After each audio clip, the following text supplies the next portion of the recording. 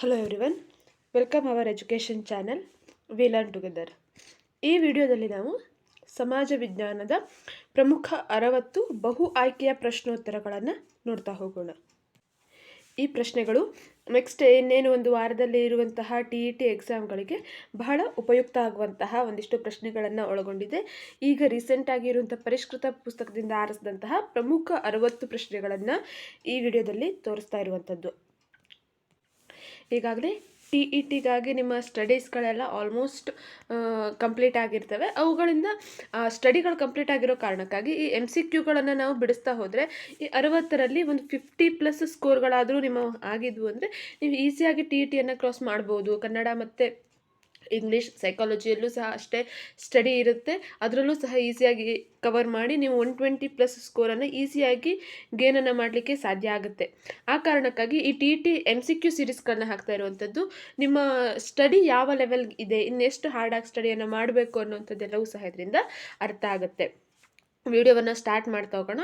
ಮೊದಲು ನೀವಿನ್ನು ನಮ್ಮ ಚಾನಲನ್ನು ಇನ್ನೂ ಸಬ್ಸ್ಕ್ರೈಬ್ ಆಗದೇ ಇದ್ದರೆ ಅಥವಾ ಫಸ್ಟ್ ಟೈಮ್ ನಮ್ಮ ಚಾನಲನ್ನು ನೋಡ್ತಾ ಇದ್ದರೆ ದಯವಿಟ್ಟು ನಮ್ಮ ಚಾನಲನ್ನು ಸಬ್ಸ್ಕ್ರೈಬ್ ಆಗಿ, ಹಾಗೆ ಬೆಲ್ ಬಟನ್ ಒತ್ತೋ ಮೂಲಕ ನಮಗೆ ನೋಟಿಫೈ ಆಗಿರಿ. ಇದರಿಂದ ಯಾವುದೇ ಒಂದು ವಿಡಿಯೋವನ್ನು ಮಾಡಿದ್ರು ಅದಾಗಲೇ ನಿಮಗೆ ನೋಟಿಫಿಕೇಷನನ್ನು ತೋರಿಸುತ್ತೆ. ಜೊತೆಯಲ್ಲಿ TET ಬರಿತಾ ಇರುವಂತಹ ನಿಮ್ಮ ಫ್ರೆಂಡ್ಸ್ಗಳಿಗೂ ಸಹ ವಿಡಿಯೋವನ್ನು ಶೇರ್ ಮಾಡಿ, ಅವರಿಗೂ ಸಹ ಈ ಒಂದು ವೀಡಿಯೋಸ್ಗಳು, ಈ ಒಂದಿಷ್ಟು ಕ್ವಶನ್ಗಳು ಒಂದಿಷ್ಟು ಹೆಲ್ಪ್ ಆಗುತ್ತೆ. ಇವೇ ಕ್ವಶನ್ಗಳು ನಿಮಗೆ TET ಎಕ್ಸಾಮ್ನಲ್ಲೇ ಬಂದಿದ್ವು ಅಂದರೂ ಸಹ ಇಲ್ಲಿ ಬಿಡಿಸಿದಂತಹ ಕ್ವಶನ್ಗಳು ನಿಮಗೆ ತುಂಬ ಹೆಲ್ಪ್ಫುಲ್ ಆಗುವಂಥದ್ದು. ಸೊ ವಿಡಿಯೋವನ್ನು ಎಲ್ಲೂ ಸ್ಕಿಪ್ ಮಾಡದೆ ನೋಡಿ. 60 ಪ್ರಶ್ನೆಗಳು ಯುನೀಕ್ ಆಗಿ ಇರುವಂತಹ ಬೇರೆ ಬೇರೆ ರೀತಿಯಾದಂತಹ ಪ್ರಶ್ನೆಗಳು ಇರ್ತವೆ. ಬನ್ನಿ ಅದರಲ್ಲಿ ಫಸ್ಟ್ ಪ್ರಶ್ನೆ ಏನಿದೆ ಅಂತ ಈಗ ನೋಡೋಣ. ವೇದಾಂತ ಕಾಲೇಜ್ ಸ್ಥಾಪಿಸಿದವರು. ವೇದಾಂತ ಕಾಲೇಜನ್ನು ಯಾರು ಸ್ಥಾಪನೆ ಮಾಡ್ತಾರೆ? Option 1 Dayananda Saraswati, option 2 Jyotiba Phule, option 3 Rajarama Mohana Roy, option 4 Swami ವಿವೇಕಾನಂದರು. ವೇದಾಂತ ಕಾಲೇಜ್ ಇದನ್ನು ಯಾರು ಸ್ಥಾಪನೆ ಮಾಡ್ತಾರೆ?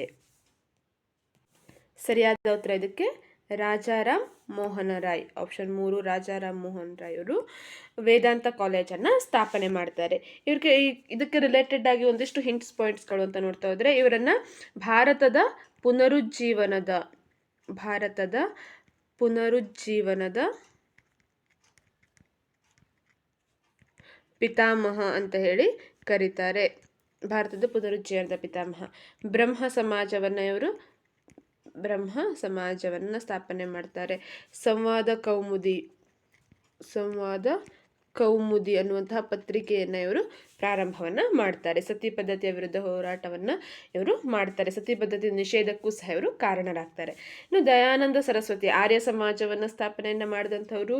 ಶುದ್ಧಿ ಚಳುವಳಿ, ವೇದಗಳಿಗೆ ಹಿಂತಿರುಗಿ, ಸತ್ಯಾರ್ಥ ಪ್ರಕಾಶ ಕೃತಿ ಇವೆಲ್ಲವೂ ದಯಾನಂದ ಸರಸ್ವತಿ ಅವರಿಗೆ ಸಂಬಂಧಪಟ್ಟಿದ್ದು. ಸ್ವಾಮಿ ವಿವೇಕಾನಂದರು ಏಳಿ ಎದ್ದೇಳಿ ಗುರಿ ಮುಟ್ಟುವ ತನಕ ನಿಲ್ಲದಿರಿ ಫೇಮಸ್ ಆದಂಥ ಒಂದು ಕೋಟ್ ಅಥವಾ ವಾಕ್ಯ ಅವರದ್ದು. ಅದರ ಜೊತೆಯಲ್ಲಿ ಸ್ತ್ರೀಯರ ಒಂದು ಉದ್ಧಾರಕ್ಕಾಗಿ, ಬಡವರ ಒಂದು ಉದ್ಧಾರಕ್ಕಾಗಿ ಇವರು ಶ್ರಮಿಸಿದಂಥವರು. ಚಿಕಾಗೋ ವಿಶ್ವಧರ್ಮ ಸಮ್ಮೇಳನಕ್ಕೆ ಹೋಗಿರ್ತಾರೆ. ಜ್ಯೋತಿಬಾ ಫುಲೆ ಅವರು ಅಸ್ಪೃಶ್ಯತೆಯ ವಿರುದ್ಧ ಹೋರಾಟವನ್ನು ಮಾಡ್ತಾರೆ. ಮಹಿಳಾ ಶಿಕ್ಷಣಕ್ಕೆ ಹೆಚ್ಚಿನ ಒತ್ತನ್ನು ಇವರು ನೀಡ್ತಾರೆ. ನೆಕ್ಸ್ಟ್ ಎರಡನೇ ಪ್ರಶ್ನೆ. 1889ರಲ್ಲಿ ಮುಕ್ತಿ ಮಿಷನ್ ಸಂಸ್ಥೆಯನ್ನು ಹುಟ್ಟು ಹಾಕಿದವರು. Option 1 Tarabai Shinde, option 2 Savitribai Phule, option 3 Annie Besant, option 4 Pandit Ramabai. ಸರಿಯಾದ ಉತ್ತರ ಇದಕ್ಕೆ ಆಪ್ಷನ್ 4 ಪಂಡಿತ್ ರಮಾಬಾಯಿ. ಇವರೇನು ಮಾಡ್ತಾರೆ? ಮುಕ್ತಿ ಮಿಷನ್ ಅನ್ನುವಂತಹ ಒಂದು ಸಂಸ್ಥೆಯನ್ನು ಹುಟ್ಟು ಹಾಕ್ತಾರೆ. ಈ ಮುಕ್ತಿ ಮಿಷನ್ ಸಂಸ್ಥೆ ಏನು ಮಾಡುತ್ತೆ? ಯಾರು ಬಡವರಿರ್ತಾರೋ, ಬಡವರು, ದೀನದಲಿತರು, ಹಾಗೆ ಕುಡುಕರು, ಅಂಗವಿಕಲರು ಇವರಿಗೆಲ್ಲರಿಗೂ ಸೇವೆಯನ್ನು ಮಾಡ್ತಾ ಪ್ರಸ್ತುತವೂ ಒಂದು ಚಾಲ್ತಿಯಲ್ಲಿರುವಂತಹ ಒಂದು ಸಂಸ್ಥೆಯಾಗಿದೆ ಈ ಮುಕ್ತಿ ಮಿಷನ್. ಪಂಡಿತ್ ರಮಾಬಾಯಿ ಅವರು ಮಾಡಿರುವಂಥದ್ದು. ತಾರಾಬಾಯಿ ಶಿಂಧೆ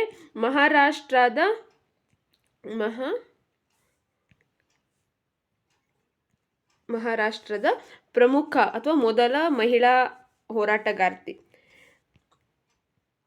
ಮಹಾರಾಷ್ಟ್ರದ ಮಹಿಳಾ ಹೋರಾಟಗಾರ್ತಿ ಹಾಗೆ ಸ್ತ್ರೀ ಪುರುಷ ತುಲನಾ ಅನ್ನುವಂತಹ ಒಂದು ಕೃತಿಯನ್ನು ಸಹ ಇವರು ರಚನೆ ಮಾಡಿದ್ದಾರೆ.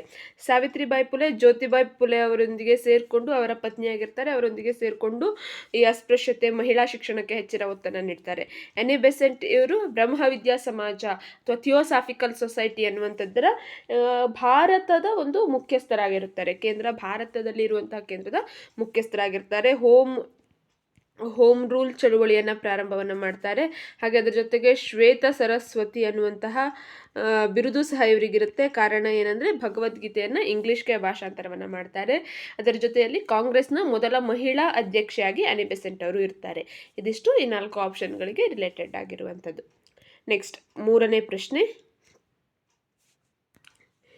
ಬಿಳಿಯರ ಮೇಲಿನ ಹೊರೆ ಎಂಬ ಸಿದ್ಧಾಂತವನ್ನು ನೀಡಿದ ಕವಿ. Option 1 William Shakespeare, option 2 Rudyard Kipling, option 3 Chaucer, option 4 ಮೇಲಿನ ಯಾರೂ ಅಲ್ಲ. ಸರಿಯಾದ ಉತ್ತರ ಇದಕ್ಕೆ ಆಪ್ಷನ್ 2 ರುಡ್ಯಾರ್ಡ್ ಕಿಪ್ಲಿಂಗ್ ಅನ್ನುವಂಥವರು ಈ ಒಂದು ಬಿಳಿಯರ ಮೇಲಿನ ಹೊರೆ ಎಂಬ ಸಿದ್ಧಾಂತವನ್ನು ನೀಡ್ತಾರೆ. ಬಿಳಿಯರ ಮೇಲಿನ ಹೊರೆ ಅಂದರೆ ಏನು? ಬಿಳಿಯರು ಅಂದರೆ ಬ್ರಿಟಿಷರು ಭಾರತಕ್ಕೆ ಬಂದಿದ್ದು ಇಲ್ಲಿರುವಂತಹ ಭಾರತೀಯರನ್ನ ನಾಗರಿಕರನ್ನಾಗಿ ಮಾಡಲಿಕ್ಕಾಗಿ ಅದು ಅವರನ್ನ ಮೇಲಿರುವಂತಹ ಒಂದು ಜವಾಬ್ದಾರಿ, ಹೊರೆ ಅನ್ನುವಂತಹ ರೀತಿಯಲ್ಲಿ ಇಲ್ಲಿ ಬಿಂಬಿಸ್ತಾರೆ. ಅದನ್ನು ಈ ರೀತಿಯಾಗಿ ಹೇಳಲಾಗುತ್ತೆ. ನೆಕ್ಸ್ಟ್ 4ನೇ ಪ್ರಶ್ನೆ, ಪ್ರಥಮ ಸ್ವಾತಂತ್ರ್ಯ ಸಂಗ್ರಾಮದಲ್ಲಿ ಬ್ರಿಟಿಷರ ವಿರುದ್ಧ ಬಿಹಾರದಲ್ಲಿ ಬಂಡಾಯದ ನೇತೃತ್ವ ವಹಿಸಿದವರು. ಆಪ್ಷನ್ 1 ನಾನಾ ಸಾಹೇಬ್, ಆಪ್ಷನ್ 2 ಕುವರ್ ಸಿಂಗ್, ಆಪ್ಷನ್ 3 ಭಕ್ತ ಖಾನ್, ಆಪ್ಷನ್ 4 ಎರಡನೇ ಬಹದ್ದೂರ್ ಶಾ. ಯಾರು ಬಿಹಾರದಲ್ಲಿ ಬ್ರಿಟಿಷರ ಒಂದು ವಿರುದ್ಧ ನೇತೃತ್ವವನ್ನು ವಹಿಸ್ತಾರೆ? ಸರಿಯಾದ ಉತ್ತರ ಕುವರ್ ಸಿಂಗ್. ಇವರು ಬಿಹಾರದಲ್ಲಿ ನೇತೃತ್ವವನ್ನು ವಹಿಸಿದಂಥವರು. ಈ ಪ್ರಥಮ ಸ್ವಾತಂತ್ರ್ಯ ಸಂಗ್ರಾಮ 1857ರಲ್ಲಿ ನಡೆಯುತ್ತೆ. ಮೊದಲು ಬ್ಯಾರಕ್ಪುರದಲ್ಲಿ ಮಂಗಲ್ ಪಾಂಡೆ ಅನ್ನುವಂತಹ ಒಬ್ಬ ಸೇನಾನಿ ಈ ರಾಯಲ್ ಎನ್ಫೀಲ್ಡ್ ಬಂದೂಕುಗಳಿಗಿರುವಂತಹ ತೋಟಗಳನ್ನು ತೆರೀಲಿಕ್ಕೆ ಒಪ್ಪದೆ ಬ್ರಿಟಿಷ್ ಅಧಿಕಾರಿಯನ್ನು ಗುಂಡು ಹೊಡೆದು ಸಾಯಿಸ್ತಾರೆ. ಅಲ್ಲಿಂದ ಈ ಪ್ರಥಮ ಸ್ವಾತಂತ್ರ್ಯ ಸಂಗ್ರಾಮ ಎಲ್ಲೆಡೆಯೂ ಹಬ್ಬಿಕೊಳ್ಳುತ್ತೆ. ಒಂದೊಂದು ಕಡೆ ಒಬ್ಬೊಬ್ಬರು ನೇತೃತ್ವವನ್ನು ವಹಿಸ್ತಾರೆ. ಅದರಲ್ಲಿ ಬಿಹಾರದಲ್ಲಿ ಕುವರ್ ಸಿಂಗ್ ನೇತೃತ್ವವನ್ನು ವಹಿಸಿರುವಂಥದ್ದು. ಝಾನ್ಸಿ ರಾಣಿ ಲಕ್ಷ್ಮೀಬಾಯಿ ನೇತೃತ್ವವನ್ನು ವಹಿಸ್ತಾರೆ. ದೆಹಲಿಯಲ್ಲಿ ಭಕ್ತ ಖಾನ್, ಎರಡನೇ ಬಹದ್ದೂರ್ ಶಾನನ್ನು ಭಾರತದ ಚಕ್ರವರ್ತಿ ಅಂತ ಹೇಳಿ ಘೋಷಣೆಯನ್ನು ಮಾಡ್ತಾರೆ. ಹೀಗೆ ಬಹಳಷ್ಟು ಮಂದಿಯಲ್ಲಿ ನೇತೃತ್ವವನ್ನು ವಹಿಸಿ ಭಾರತದ ಸ್ವತಂತ್ರ ಸಂಗ್ರಾಮವನ್ನು ಮಾಡ್ತಾರೆ. ನೆಕ್ಸ್ಟ್ 5ನೇ ಪ್ರಶ್ನೆ, ಇಲ್ಬರ್ಟ್ ಮಸೂದೆ ಜಾರಿಗೆ ಬಂದ ವರ್ಷ. Option 1 1884, option 2 1874, option 3 1886, option 4 1888. Ilbert ಮಸೂದೆ ಯಾವಾಗ ಜಾರಿಗೆ ಬಂತು ಅನ್ನುವಂಥದ್ದು. ಸರಿಯಾದ ಉತ್ತರ 1884. ಆಪ್ಷನ್ 1 1884ರಲ್ಲಿ ಇಲ್ಬರ್ಟ್ ಮಸೂದೆಯನ್ನು ಜಾರಿಗೆ ತರಲಾಗುತ್ತೆ. ನೆಕ್ಸ್ಟ್ 6ನೇ ಪ್ರಶ್ನೆ, ಭಾರತದ ರಾಷ್ಟ್ರೀಯ ರಕ್ಷಣಾ ಕಾಲೇಜು ಇರುವ ಸ್ಥಳ ಯಾವುದು? ಆಪ್ಷನ್ 1 ನವದೆಹಲಿ, 2 ಉದಕಮಂಡಲ, 3 ಡೆಹ್ರಾಡೂನ್, 4 ಪುಣೆ. ಭಾರತದ ರಾಷ್ಟ್ರೀಯ ರಕ್ಷಣಾ ಕಾಲೇಜು ಇದು ಇರುವಂತಹ ಸ್ಥಳ. ಸರಿಯಾದ ಉತ್ತರ ನವದೆಹಲಿಯಲ್ಲಿ ಭಾರತದ ರಾಷ್ಟ್ರೀಯ ರಕ್ಷಣಾ ಕಾಲೇಜ್ ಇದೆ. ಇನ್ನು ಉಳಿದ 3 ಕಡೆಯೂ ಈ ಸೇನೆಗೆ ಸಂಬಂಧಪಟ್ಟಂತಹ ಪ್ರಮುಖ ಕಾಲೇಜ್ಗಳನ್ನು ನಾವು ಕಾಣಬಹುದಾಗಿದೆ. ನೆಕ್ಸ್ಟ್ 7ನೇ ಪ್ರಶ್ನೆ, 2022ರ ಅನ್ವಯ ವಿಶ್ವಸಂಸ್ಥೆಯ ಸದಸ್ಯ ರಾಷ್ಟ್ರಗಳ ಸಂಖ್ಯೆ. Option 1 193, option 2 196, option 3 192, option 4 198. So 2022ರ ಅನ್ವಯ ವಿಶ್ವಸಂಸ್ಥೆಯ ಒಟ್ಟು ಸದಸ್ಯ ರಾಷ್ಟ್ರಗಳ ಸಂಖ್ಯೆ. ಆಪ್ಷನ್ 1 193 ಸದಸ್ಯ ರಾಷ್ಟ್ರಗಳು ವಿಶ್ವಸಂಸ್ಥೆಯ ಸದಸ್ಯತ್ವವನ್ನು ಒಪ್ಪಿಕೊಂಡಿದೆ. ಪ್ರಪಂಚದಲ್ಲಿ ಇರುವಂತಹ ಒಟ್ಟು 198 ರಾಷ್ಟ್ರಗಳ ಪೈಕಿ 193 ರಾಷ್ಟ್ರಗಳು ವಿಶ್ವಸಂಸ್ಥೆಯ ಸದಸ್ಯತ್ವವನ್ನು ಒಪ್ಪಿಕೊಂಡಿರುವಂಥದ್ದು. 1945 ಅಕ್ಟೋಬರ್ 24ರಂದು ವಿಶ್ವಸಂಸ್ಥೆ ಅಸ್ತಿತ್ವಕ್ಕೆ ಬರುತ್ತೆ. ತ್ರಿಮೂರ್ತಿಗಳಿಂದ ಅಮೆರಿಕಾದ ಫ್ರಾಂಕ್ಲಿನ್ ಡಿ ರೂಸ್ವೆಲ್ಟ್, ರಷ್ಯಾದ ಸ್ಟಾಲಿನ್, ಇಂಗ್ಲೆಂಡ್ನ ವಿನ್ಸ್ಟನ್ ಚರ್ಚಿಲ್, ಈ ಅಮೆರಿಕ, ರಷ್ಯಾ ಮತ್ತು ಇಂಗ್ಲೆಂಡ್ ಇಲ್ಲಿನ 3 ಪ್ರಮುಖ ನಾಯಕರ ನೇತೃತ್ವದಲ್ಲಿ ಈ ವಿಶ್ವಸಂಸ್ಥೆ ಅನ್ನುವಂಥದ್ದನ್ನು ಅಸ್ತಿತ್ವಕ್ಕೆ ತರಲಾಗುತ್ತೆ. ಅದರ ಪ್ರಮುಖ ಅಂಗಸಂಸ್ಥೆಗಳು 6 ಅಂಗಸಂಸ್ಥೆಗಳನ್ನು ನಾವು ನೋಡ್ಬೋದು. ಸಹಾಯಕ ಸಂಸ್ಥೆಗಳು, ಯುನೆಸ್ಕೋ, ಯುನಿಸೆಫ್ಗಳು, ಅವುಗಳ ಕೇಂದ್ರ ಕಚೇರಿಗಳು, ಇವೆಲ್ಲವೂ ಸಹ ಬಹಳ ಇಂಪಾರ್ಟೆಂಟ್ ಆಗಿ ಇರುವಂಥದ್ದು. ಇದರ ಜೊತೆಯಲ್ಲಿ ನಾವು ನೋಡ್ತಾ ಹೋದರೆ ಈ ವಿಶ್ವಸಂಸ್ಥೆ ಕೆಲವೊಂದಿಷ್ಟು ಸಾಧನೆಗಳನ್ನು ಮಾಡಿದೆ. ಆ ಸಾಧನೆಗಳು ಕೊನೆಯದಾಗಿ ಆದಂತಹ ರಾಷ್ಟ್ರಗಳು ಯಾವುದು, ಇವೆಲ್ಲವೂ ಸಹ ವಿಶ್ವಸಂಸ್ಥೆ ಅನ್ನುವಂಥ ಒಂದು ಟಾಪಿಕ್ನಲ್ಲಿ ಇಂಪಾರ್ಟೆಂಟ್ ಆಗಿ ಇರುವಂಥದ್ದು. ವಿಶ್ವಸಂಸ್ಥೆಯ ಕಾಯಂ ಸದಸ್ಯ ರಾಷ್ಟ್ರಗಳು ಅಮೇರಿಕಾ, ರಷ್ಯಾ, ಹಾಗೆ ಇಂಗ್ಲೆಂಡ್, ಅದರ ಜೊತೆಗೆ ಚೀನಾ, ಹಾಗೆ ಫ್ರಾನ್ಸ್. ಒಟ್ಟು 5 ಪ್ರಮುಖ ಶಾಶ್ವತ ಸದಸ್ಯ ರಾಷ್ಟ್ರಗಳು, ವೀಟೋ ಅಧಿಕಾರವನ್ನು ಹೊಂದಿರುವಂತಹ ರಾಷ್ಟ್ರಗಳು ಅಂತೇಳಿ ಇವಕ್ಕೆ ನಾವು ಕರಿತೇವೆ. ನೆಕ್ಸ್ಟ್ 8ನೇ ಪ್ರಶ್ನೆ. ಅಂಟಾರ್ಟಿಕಾ ಖಂಡದಲ್ಲಿ ಭಾರತವು ಸ್ಥಾಪಿಸಿದ ಮೊದಲ ಸಂಶೋಧನಾ ಕೇಂದ್ರ. Option 1 Maitri, option 2 Bharati, option 3 Priyadarshini, option 4 Dakshina Gangotri. Antarctica ಖಂಡದಲ್ಲಿ ಭಾರತ ಸ್ಥಾಪಿಸಿದ ಮೊದಲ ಸಂಶೋಧನಾ ಕೇಂದ್ರ. ಸರಿಯಾದ ಉತ್ತರ ಇದಕ್ಕೆ ಆಪ್ಷನ್ 4 ದಕ್ಷಿಣ ಗಂಗೋತ್ರಿ ಅನ್ನುವಂಥ ಒಂದು ಸಂಶೋಧನಾ ಕೇಂದ್ರವನ್ನು ಸ್ಥಾಪನೆ ಮಾಡಲಾಗುತ್ತೆ. ಅಂಟಾರ್ಟಿಕಾ ಖಂಡ ಇದನ್ನು ಸಂಶೋಧನಾ ಖಂಡ ಅಂತಲೇ ಕರೆಯುವಂಥದ್ದು. ಸಂಶೋಧನಾ ಖಂಡ. ಇಲ್ಲಿ ಪ್ರತಿಯೊಂದು ಯಾವುದೇ ಒಂದು ಖಂಡದ ದೇಶಗಳು ಸಹ ಸಂಶೋಧನೆಗಾಗಿ ಮಾತ್ರ ಆ ಜಾಗವನ್ನು ಪಡೆದುಕೊಳ್ಬಹುದೇ ಹೊತ್ತು ಸ್ವಂತಕ್ಕಾಗಿ ಬಳಸುವಂತಿಲ್ಲ ಅಂತ ಹೇಳಿ ಅಂಟಾರ್ಟಿಕಾ ಒಪ್ಪಂದವನ್ನು ಸಹ ಮಾಡಿಕೊಳ್ಳಲಾಗಿದೆ. ಆ ಮೂಲಕ ಭಾರತ ಆಗಿರ್ಬೋದು, ಇಂಗ್ಲೆಂಡ್, ಅಮೇರಿಕಾ, ಪ್ರಪಂಚದ ಬೇರೆ ಬೇರೆ ದೇಶಗಳು ಬಹಳಷ್ಟು ಸಂಶೋಧನಾ ಕೇಂದ್ರಗಳನ್ನು ಅಲ್ಲಿ ಸ್ಥಾಪನೆ ಮಾಡಿದೆ. ಭಾರತದ್ದು ಮೊದಲನೇದು ದಕ್ಷಿಣ ಗಂಗೋತ್ರಿ ಅನ್ನುವಂಥದ್ದು. ಹಾಗೆ ನೆಕ್ಸ್ಟ್ ಈ ಭಾರತಿ ಅನ್ನುವಂಥದ್ದಾಗಿರಬಹುದು, ಒಂದು ಸಂಶೋಧನಾ ಕೇಂದ್ರವನ್ನು ಸ್ಥಾಪಿಸಿದೆ. ಪ್ರಿಯದರ್ಶಿನಿ ಅನ್ನುವಂಥದ್ದು ಸಿಹಿ ನೀರಿನ ಸರೋವರ, ಕುಡಿಯುವ ನೀರಿನ ಸರೋವರವನ್ನು ಸಹ ಭಾರತ ಅಲ್ಲಿ ಸಂಶೋಧನಾ ಕೇಂದ್ರದ ಸಮೀಪದಲ್ಲೇ ಒಂದು ಸರೋವರವನ್ನು ಸಹ ಮಾಡಿದೆ. ಈ ಅಂಟಾರ್ಟಿಕಾ ಖಂಡವನ್ನು ಸಂಶೋಧನಾ ಖಂಡ, ಬಿಳಿಯ ಖಂಡ ಅಂತೇಳಿ, ಶ್ವೇತ ಖಂಡ ಅಂತೇಳಿ ಬೇರೆ ಬೇರೆ ಹೆಸರುಗಳಿಂದ ಕರೀತಾರೆ. ನೆಕ್ಸ್ಟ್ 9ನೇ ಪ್ರಶ್ನೆ. ಆಸ್ಟ್ರೇಲಿಯಾದ ಅತ್ಯಂತ ಪ್ರಮುಖವಾದ ಆಹಾರ ಬೆಳೆ ಯಾವುದು? ಆಪ್ಷನ್ 1 ಜೋಳ, 2 ಭತ್ತ, 3 ಗೋಧಿ, 4 ರಾಗಿ. ಆಸ್ಟ್ರೇಲಿಯಾದ ಪ್ರಮುಖವಾದ ಆಹಾರ ಬೆಳೆ ಗೋಧಿ. ಆಪ್ಷನ್ 3 ಏನಿದೆ ಅದು ಸರಿಯಾದಂತಹ ಉತ್ತರ. ಗೋಧಿ ಅವರ ಪ್ರಮುಖ ಆಹಾರ ಬೆಳೆಯಾಗಿದೆ. ಈ ಉಳಿದಂತಹ ಬೆಳೆಗಳನ್ನು ಸಹ ಅವರೇನು ಅಲ್ಪ ಸ್ವಲ್ಪವಾಗಿ ಬೆಳೀತಾರೆ, ಅದನ್ನ ಪ್ರಮುಖವಾದಂಥ ಆಹಾರ ಬೆಳೆ ಅಂತ ಹೇಳಲಿಕ್ಕೆ ಬರೋದಿಲ್ಲ. ಗೋಧಿ ಅವರ ಪ್ರಮುಖ ಆಹಾರ ಬೆಳೆ ಆಗಿದೆ. ನೆಕ್ಸ್ಟ್ 10ನೇ ಪ್ರಶ್ನೆ. ಭಾರತ ಮತ್ತು ಪಾಕಿಸ್ತಾನದ ನಡುವೆ ಶಿಮ್ಲಾ ಶೃಂಗಸಭೆ ನಡೆದ ವರ್ಷ. Option 1 1972, option 2 1971, option 3 1982, option 4 1984. Bharat ಮತ್ತು ಪಾಕಿಸ್ತಾನದ ನಡುವೆ ಶಿಮ್ಲಾ ಶೃಂಗಸಭೆ ಯಾವಾಗ ನಡೀತು? ಸರಿಯಾದ ಉತ್ತರ ಇದಕ್ಕೆ ಆಪ್ಷನ್ 1 1972ರಲ್ಲಿ ಈ ಒಂದು ಭಾರತ ಮತ್ತು ಪಾಕಿಸ್ತಾನ ನಡುವೆ ಶಿಮ್ಲಾ ಶೃಂಗಸಭೆ ನಡೆಯುತ್ತೆ. ಭಾರತ ಮತ್ತು ಪಾಕಿಸ್ತಾನವನ್ನು, ಅದರ ಸಂಬಂಧವನ್ನು, ಏನು ಹದಗೆಟ್ಟಿರುವಂತಹ ಸಂಬಂಧವನ್ನು ಸರಿಪಡಿಸ್ಲಿಕ್ಕಾಗಿ ಈ ಶಿಮ್ಲಾ ಶೃಂಗಸಭೆ ಆಗಿರ್ಬೋದು, ಲಾಹೋರ್ ಬಸ್ ಯಾತ್ರೆ ಆಗಿರ್ಬೋದು, ಇವೆಲ್ಲವನ್ನೂ ಸಹ ಮಾಡಲಾಗುತ್ತೆ. ಆದರೂ ಸಹ ಇಂದಿಗೂ ಭಾರತ ಮತ್ತು ಪಾಕಿಸ್ತಾನದ ಸಂಬಂಧ ಅಷ್ಟೊಂದು ಸರಿಯಾಗಿ ಇಲ್ಲದೆ ಇರೋದನ್ನು ನಾವು ಕಾಣ್ಬೋದಾಗಿದೆ. ನೆಕ್ಸ್ಟ್ 11ನೇ ಪ್ರಶ್ನೆ. ಮಕ್ಕಳ ಹಕ್ಕುಗಳ ಉಚಿತ ಸಹಾಯವಾಣಿ ಸಂಖ್ಯೆ. Option 1 1908, 1908, option 2 1809, option 3 1998, option 4 1098. ಯಾವುದು ಮಕ್ಕಳ ಹಕ್ಕುಗಳ ಉಚಿತ ಸಹಾಯವಾಣಿ? ಈಗಾಗಲೇ ನಾವು ಅದನ್ನು ಕೇಳಿರ್ಬೋದು. ಶಾಲೆಗಳು ಅಂತ ಆದಲ್ಲಿ ಮಕ್ಕಳ ಸಹಾಯವಾಣಿ, ಮಕ್ಕಳ ಉಚಿತ ಸಹಾಯವಾಣಿಯನ್ನು ಹಾಕಿರಲೇಬೇಕು. ಮಕ್ಕಳಿಗೆ ಶಾಲೆಯಲ್ಲಿ ಆಗಿರಬಹುದು ಅಥವಾ ಶಾಲೆಯ ಹೊರಗೆ, ಮನೆಯಲ್ಲಿ ಎಲ್ಲೇ ಸಹ ತೊಂದರೆಗಳುಂಟಾದರೂ ಈ ಉಚಿತ ಸಹಾಯವಾಣಿಗೆ ಒಂದು ಕರೆಯನ್ನು ಮಾಡಿದ್ರೆ ಸಾಕು. ಯಾರು ಕರೆ ಮಾಡಿದ್ದಾರೆ, ಎಲ್ಲಿಂದ ಕರೆಯನ್ನು ಮಾಡಿದ್ದಾರೆ ಅನ್ನುವಂತಹ ಒಂದು ಗುಪ್ತ ಮಾಹಿತಿಯನ್ನು ಹೊರಗೆ ಬಿಡದೆ ಮಕ್ಕಳ ಸಹಾಯಕ್ಕಾಗಿ ಸಹಾಯವಾಣಿ ಬರುತ್ತೆ, ಜನರನ್ನು ಕಳಿಸ್ತಾರೆ ಅನ್ನುವಂಥದ್ದು.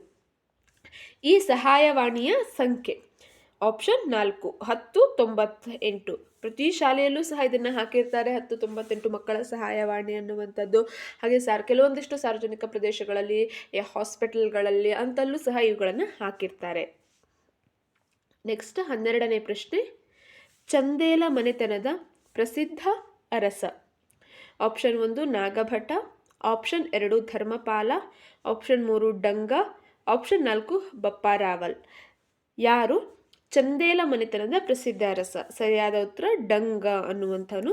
ಚಂದೇಲ ಮನೆತನದ ರಜಪೂತರ ಒಂದು ಮನೆತನಗಳು, ರಜಪೂತ ಮನೆತನಗಳು ಇವು ಯಾವ್ಯಾವುದಿದೆ? ಚವ್ಹಾಣ ಮನೆತನ ಇದೆ, ಈ ಚಂದೇಲ ಮನೆತನ ಇದೆ, ಹಾಗೆ ಸೋಳಂಕಿಯರು ಅನ್ನುವಂಥದ್ದಿದೆ. ಇವೆಲ್ಲವೂ ರಾಜಮನೆತನಗಳು, ರಜಪೂತ ಪ್ರಮುಖ ರಾಜಮನೆತನಗಳು. ಅದರಲ್ಲಿ ಚಂದೇಲ ರಾಜಮನೆತನದಲ್ಲಿ ಡಂಗ ಅನ್ನುವಂಥವನು ಪ್ರಸಿದ್ಧ ಅರಸ ಆಗಿರ್ತಾನೆ. ನೆಕ್ಸ್ಟ್ 13ನೇ ಪ್ರಶ್ನೆ, ಅಸಾರ್ ಮಹಲ್ ಕಟ್ಟಿಸಿದವರು. ಆಪ್ಷನ್ 1 2ನೇ Ibrahim, option 2 Mohammed Adil Shah, option 3 Firoz Shah, option 4 Mohammed Gawan. Asar Mahal ಇದನ್ನು ಕಟ್ಟಿಸಿದಂಥವರು ಯಾರು ಅನ್ನುವಂಥದ್ದು ಪ್ರಶ್ನೆ. ಸರಿಯಾದ ಉತ್ತರ ಇದಕ್ಕೆ ಆಪ್ಷನ್ 2 ಮೊಹಮ್ಮದ್ ಆದಿಲ್ ಶಾ ಈ ಅಸಾರ್ ಮಹಲನ್ನು ಕಟ್ಟಿಸ್ತಾನೆ. ನೆಕ್ಸ್ಟ್ 14ನೇ ಪ್ರಶ್ನೆ, ಕರ್ನಾಟಕದ ಸಾಂಸ್ಕೃತಿಕ ನಾಯಕ. ಆಪ್ಷನ್ 1 ಶ್ರೀ ಮಧ್ವಾಚಾರ್ಯರು, ಆಪ್ಷನ್ 2 ಬಸವಣ್ಣನವರು, ಆಪ್ಷನ್ 3 ಪುರಂದರದಾಸರು, ಆಪ್ಷನ್ 4 ಕನಕದಾಸರು. ಸರಿಯಾದ ಉತ್ತರ ಇದಕ್ಕೆ ಆಪ್ಷನ್ 2 ಶ್ರೀ ಬಸವಣ್ಣನವರು. ಈ ರೀಸೆಂಟಾಗಿ ಈ ಬಸವಣ್ಣ 2022ರ ಸಂದರ್ಭದಲ್ಲಿ ಈ ಬಸವಣ್ಣನವರನ್ನ ಕರ್ನಾಟಕದ ಸಾಂಸ್ಕೃತಿಕ ನಾಯಕ ಅಂತ ಹೇಳಿ ಅಂದಿನ 23 ಅಥವಾ 24 ಇರಬೇಕು, ಬಸವಣ್ಣನವರನ್ನ ಕರ್ನಾಟಕದ ಸಾಂಸ್ಕೃತಿಕ ನಾಯಕ ಅಂತ ಹೇಳಿ ಸರ್ಕಾರ ಘೋಷಣೆಯನ್ನು ಮಾಡುತ್ತೆ. ಪುರಂದರದಾಸರು ಕರ್ನಾಟಕ ಸಂಗೀತ ಪಿತಾಮಹ, ಕರ್ನಾಟಕದ ಸಂಗೀತ ಪಿತಾಮಹ ಅಂತ ಹೇಳಿ ಕರೆಯುವಂಥದ್ದು. ಕನಕದಾಸರು ಕಾಗಿನೆಲೆ ಆದಿಕೇಶವ ಅನ್ನುವಂಥ ಅಂಕಿತದೊಂದಿಗೆ ಬಹಳಷ್ಟು ಕೃತಿಗಳನ್ನು ಇವರು ರಚಿಸಿದ್ದಾರೆ, ಒಬ್ಬ ಪ್ರಮುಖ ದಾಸರು ಅಂತ ಹೇಳ್ಬೋದು. ಮಧ್ವಾಚಾರ್ಯರ ವಿಷಯಕ್ಕೆ ಬಂದರೆ ದ್ವೈತ ಸಿದ್ಧಾಂತವನ್ನು ಪ್ರತಿಪಾದನೆಯನ್ನು ಮಾಡಿದಂಥವರು. ಜೀವಾತ್ಮ ಮತ್ತು ಪರಮಾತ್ಮ ಎರಡೂ ಬೇರೆ ಬೇರೆ, ಎರಡೂ ಏಕಕಾಲದಲ್ಲಿ ಒಂದಾಗಲಿಕ್ಕೆ ಸಾಧ್ಯ ಇಲ್ಲ ಅನ್ನುವಂಥ ಒಂದು ತಮ್ಮ ಸಿದ್ಧಾಂತವನ್ನು ದ್ವೈತ ಸಿದ್ಧಾಂತದ ಮೂಲಕ ನೀಡಿದಂಥವರು ಮಧ್ವಾಚಾರ್ಯರು. ಉಡುಪಿಯಲ್ಲಿ ಅಷ್ಟಮಠಗಳ ಸ್ಥಾಪನೆಯನ್ನು ಮಾಡ್ತಾರೆ. ನೆಕ್ಸ್ಟ್ 15ನೇ ಪ್ರಶ್ನೆ, ಪೆಸಿಫಿಕ್ ಸಾಗರ ಸೇರುವ ನದಿ. ಆಪ್ಷನ್ 1 ಸಿಕಿಯಾಂಗ್, ಆಪ್ಷನ್ 2 ಟೈಗ್ರಿಸ್, ಆಪ್ಷನ್ 3 ಓಪ್, ಆಪ್ಷನ್ 4 ಯೆನ್ಸಿ. ಸರಿಯಾದ ಉತ್ತರ ಇದಕ್ಕೆ ಆಪ್ಷನ್ 1 ಸಿಕಿಯಾಂಗ್. ಚೀನಾದ ಭಾಗದಲ್ಲಿ ಹರಿಯುವಂತಹ ಈ ಒಂದು ನದಿ ಇದು ಪೆಸಿಫಿಕ್ ಮಹಾಸಾಗರವನ್ನು ಸೇರುತ್ತೆ. ಈ ಟೈಗ್ರಿಸ್ ಇದು ಒಳನಾಡಿನ ಒಂದು ಸಮುದ್ರವನ್ನು ಸೇರುವಂಥದ್ದು. ಓಬ್ ಮತ್ತು ಯೆನ್ಸಿ ಇವೆರಡು ಆರ್ಕ್ಟಿಕ್ ಸಾಗರವನ್ನು ಸೇರುವಂತಹ ಪ್ರಮುಖ ನದಿಗಳಾಗಿದ್ದಾವೆ. ಏಷ್ಯಾ ಖಂಡದಲ್ಲಿ ಕಂಡುಬರುವಂತಹ ನದಿಗಳು ಈ ಸಿಕಿಯಾಂಗ್, ಟೈಗ್ರಿಸ್, ಓಬ್, ಯೆನ್ಸಿ, ಅದರ ಜೊತೆಗೆ ಸಿಂಧು, ಗಂಗಾ, ಬ್ರಹ್ಮಪುತ್ರ, ಇರವಾಡ, ಹವಾಂಗ್ ಹೋ ನದಿಯಾಗಿರ್ಬೋದು, ಅದು ಟೈಗ್ರಿಸ್ ಮತ್ತು ಯೂಫ್ರೆಟಿಸ್ ನದಿಗಳು ಇವೆಲ್ಲವೂ ಸಹ ಏಷ್ಯಾ ಖಂಡದಲ್ಲಿ ಹರಿಯುವಂತಹ ಒಂದಿಷ್ಟು ಪ್ರಮುಖ ನದಿಗಳು. ನೆಕ್ಸ್ಟ್ 16ನೇ ಪ್ರಶ್ನೆ, ರಾಜವರ್ಧನನ ತಂಗಿ ರಾಜಶ್ರೀಯನ್ನು ಮದುವೆಯಾದ ಗೃಹವರ್ಮ ಈ ಮನೆತನಕ್ಕೆ ಸೇರಿರ್ತಾನೆ. ಆಪ್ಷನ್ 1 ಶುಂಗ ಮನೆತನ, ಆಪ್ಷನ್ 2 ವಾಕಾಟಕ ಮನೆತನ, ಆಪ್ಷನ್ 3 ಮೌಕರ್ರಿ ಮನೆತನ, ಆಪ್ಷನ್ 4 ಗೌಡ ಮನೆತನ. ಸರಿಯಾದ ಉತ್ತರ ಇದಕ್ಕೆ ಆಪ್ಷನ್ 3 ಮೌಕರಿ ಮನೆತನಕ್ಕೆ ಸೇರಿರ್ತಾನೆ. ಈ ರಾಜವರ್ಧನ ತಂಗಿಯಾದ ರಾಜಶ್ರೀಯನ್ನು ಮದುವೆಯಾದಂತಹ ಗೃಹವರ್ಮ ಅನ್ನುವಂತಹ ರಾಜ. ಈ ರಾಜಶ್ರೀ ಈ ವರ್ಧನರ ವಂಶದ ಪ್ರಭಾಕರ ವರ್ಧನ ಅನ್ನುವಂಥ ಒಬ್ಬ ರಾಜ, ಆತನಿಗೆ 3 ಮಕ್ಕಳಿರ್ತಾರೆ. ಒಂದು ರಾಜವರ್ಧನ ಅಥವಾ ರಾಜ್ಯವರ್ಧನ, ಹರ್ಷವರ್ಧನ ಹಾಗೆ ರಾಜಶ್ರೀ. ಈ ರಾಜಶ್ರೀಯನ್ನು ಮೌಖರಿ ಮನೆತನದ ಗ್ರಹವರ್ಮ ಅನ್ನುವಂಥ ರಾಜ ಮದುವೆ ಆಗಿರ್ತಾನೆ. ನೆಕ್ಸ್ಟ್ ಗೌಡ ವಂಶದ ಅಥವಾ ಗೌಡ ದೇಶದ ಶಶಾಂಕ ಅನ್ನುವಂಥ ರಾಜ ಈ ಮೌಖರಿ ಮನೆತನದ ಮೇಲೆ ಯುದ್ಧವನ್ನ ಮಾಡಿ ಗ್ರಹವರ್ಮನನ್ನು ಸಾಯಿಸಿ ರಾಜಶ್ರೀಯನ್ನು ಕರೆದುಕೊಂಡು ಹೋಗಿರ್ತಾನೆ. ಆತನನ್ನು ತಪ್ಪಿಸ್ಲಿಕ್ಕೆ ಹೋದಂತಹ ರಾಜ್ಯವರ್ಧನನ ಮೇಲೂ ಯುದ್ಧವನ್ನ ಮಾಡಿ ಅವನನ್ನು ಸಾಯಿಸ್ತಾನೆ. ಅಂತಹ ಸಂದರ್ಭದಲ್ಲಿ ಅಧಿಕಾರವನ್ನು ವಹಿಸಿಕೊಂಡಂತಹ ಹರ್ಷವರ್ಧನ ಈ ಕನೋಜ್ನ ಮೇಲೆ ದಾಳಿಯನ್ನ ಮಾಡ್ತಾನೆ. ಗೌಡ ಮನೆತನದ ಶಶಾಂಕನ ಮೇಲೆ ದಾಳಿಯನ್ನ ಮಾಡಿ ಆತನನ್ನ ಸೋಲಿಸಿ ತಂಗಿಯಾದ ರಾಜಶ್ರೀಯನ್ನ ಪುನಃ ತನ್ನ ಜೊತೆಗೆ ಕರೆದುಕೊಂಡು ಬರ್ತಾನೆ. ಸೊ ಈ ವರ್ಧನ ವಂಶದಲ್ಲಿ ಹರ್ಷವರ್ಧನ ಅನ್ನುವಂಥವನು ಒಬ್ಬ ಪ್ರಮುಖ ರಾಜ ಅಂತ ಹೇಳಿ ಕರೆಯುವಂಥದ್ದು. ನೆಕ್ಸ್ಟ್ 17ನೇ ಪ್ರಶ್ನೆ, ಚೌಹಾಣರ ರಾಜಧಾನಿ. ಆಪ್ಷನ್ 1 ಕಾಶಿ, 2 ದೆಹಲಿ, 3 ಅಜ್ಮೀರ, 4 ಚಿತ್ತೋಡಗಢ. ಚೌಹಾಣರ ರಾಜಧಾನಿ ಯಾವುದಾಗಿತ್ತು? ಸರಿಯಾದಂತಹ ಉತ್ತರ ಇದಕ್ಕೆ ಆಪ್ಷನ್ 2 ದೆಹಲಿ.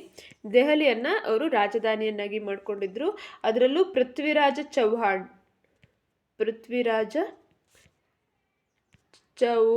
ಈತ ಚೌಹಾಣರ ಪ್ರಸಿದ್ಧ ಅರಸ. ಈತ 1 ಮತ್ತು 2ನೇ ತರೈನ್ ಕದನಗಳನ್ನು ಸಹ ಮಾಡ್ತಾನೆ. ಮೊಹಮ್ಮದ್ ಗಜ್ನಿಯ ಜೊತೆಗೆ ತರೈನ್ ಕದನವನ್ನು ಸಹ ಈತ ಮಾಡ್ತಾನೆ. 1190 ಮತ್ತು 1191 ಸಂದರ್ಭದಲ್ಲಿ 2 ತರೈನ್ ಕದನಗಳು ನಡೆಯುತ್ತೆ. ನೆಕ್ಸ್ಟ್ 18ನೇ ಪ್ರಶ್ನೆ, ಭಾರತದ ಪ್ರಸಿದ್ಧ ಒಂಟೆ ಜಾತ್ರೆ ನಡೆಯುವ ಸ್ಥಳ. Option 1 Pushkar, option 2 Jodhpur, option 3 Gwalior, option 4 Ujjain. ಒಂಟೆ ಜಾತ್ರೆ ನಡೆಯುವಂತಹ ಸ್ಥಳ ಇದು ಪುಷ್ಕರದಲ್ಲಿ, ರಾಜಸ್ಥಾನದ ಪುಷ್ಕರ ಈ ಭಾಗದಲ್ಲಿ ಪ್ರಸಿದ್ಧ ಒಂಟೆ ಜಾತ್ರೆ ನಡೆಯುತ್ತೆ. ರಜಪೂತರ ಪ್ರಮುಖ ಒಂದು ಆರಾಧನಾ ಸ್ಥಳ ಅಂತ ಹೇಳು ಸಹ ಈ ಪುಷ್ಕರವನ್ನ ಕರೆಯುವಂಥದ್ದು. ನೆಕ್ಸ್ಟ್ 19ನೇ ಪ್ರಶ್ನೆ, ಪ್ರಸಿದ್ಧ ವಾಸ್ತುಶಿಲ್ಪ ಕುತುಬ್ ಮಿನಾರ್ನ ಎತ್ತರ. Option 1 71 metre, option 2 68 metre, option 3 74 metre, option 4 78 metre.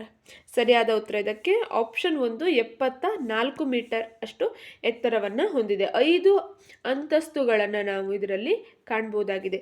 ಗುಲಾಮಿ ಸಂತತಿಯ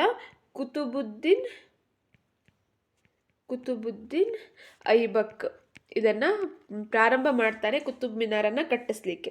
ನೆಕ್ಸ್ಟ್ ಅದೇ ಸಂತತಿಯ ಇಲ್ತಮಷ್ ಅನ್ನುವಂತಹ ಒಬ್ಬ ಸುಲ್ತಾನ ಬಂದು ಈ ಕುತುಬ್ ಮಿನಾರನ್ನು ಪೂರ್ಣಗೊಳಿಸ್ತಾನೆ. ಇದು 71 ಮೀಟರ್ ಎತ್ತರವನ್ನು ಹೊಂದಿರುವಂಥದ್ದಾಗಿದೆ. ನೆಕ್ಸ್ಟ್ 20ನೇ ಪ್ರಶ್ನೆ, ತ್ರಿಭುವನ ತಿಲಕ ಚೂಡಾಮಣಿ ಎನ್ನುವುದು. ಆಪ್ಷನ್ 1 ಬೌದ್ಧ ವಿಹಾರ, ಆಪ್ಷನ್ 2 ಬೌದ್ಧ ಚೈತ್ರಾಲಯ, ಆಪ್ಷನ್ 3 ಜೈನರ ಬಸದಿ, ಆಪ್ಷನ್ 4 ಹಿಂದೂ ದೇವಸ್ಥಾನ. ಸರಿಯಾದ ಉತ್ತರ ಇದಕ್ಕೆ ಆಪ್ಷನ್ 3 ಜೈನರ ಒಂದು ಬಸದಿಯಾಗಿದೆ. ಮೂಡಬಿದಿರೆಯಲ್ಲಿರುವಂತಹ 1000 ಕಂಬಗಳ ಬಸದಿ ಏನಿದೆ, 1000 ಕಂಬಗಳ ಬಸದಿ, ಅದನ್ನು ಆ ಒಂದು ಜೈನರ ಬಸದಿಯನ್ನು ತ್ರಿಭುವನ ತಿಲಕ ಚೂಡಾಮಣಿ ಅಂತ ಹೇಳು ಸಹ ಕರೀತಾರೆ. ಇದೊಂದು ಜೈನ ಬಸದಿಯಾಗಿರುವಂಥದ್ದು.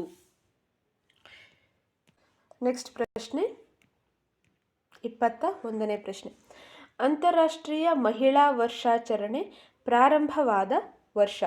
Option 1 1975, option 2 1985, option 3 2015, option 4 2006. ಅಂತಾರಾಷ್ಟ್ರೀಯ ಮಹಿಳಾ ವರ್ಷಾಚರಣೆ ಇದನ್ನು ಪ್ರಾರಂಭ ಮಾಡಲಾದಂತಹ ವರ್ಷ 1975ರಿಂದ ಈ ಅಂತಾರಾಷ್ಟ್ರೀಯ ಮಹಿಳಾ ವರ್ಷಾಚರಣೆಯನ್ನು ಪ್ರಾರಂಭ ಮಾಡಲಾಯಿತು. ನೆಕ್ಸ್ಟ್ 22ನೇ ಪ್ರಶ್ನೆ, 2011ರ ಆರ್ಥಿಕ ಸಮೀಕ್ಷೆಯ ಪ್ರಕಾರ ಕರ್ನಾಟಕವು ಕೃಷಿ ಉತ್ಪಾದನೆಯಲ್ಲಿ ಈ ಕೆಳಗಿನ ಸ್ಥಾನವನ್ನು ಪಡೆದಿದೆ.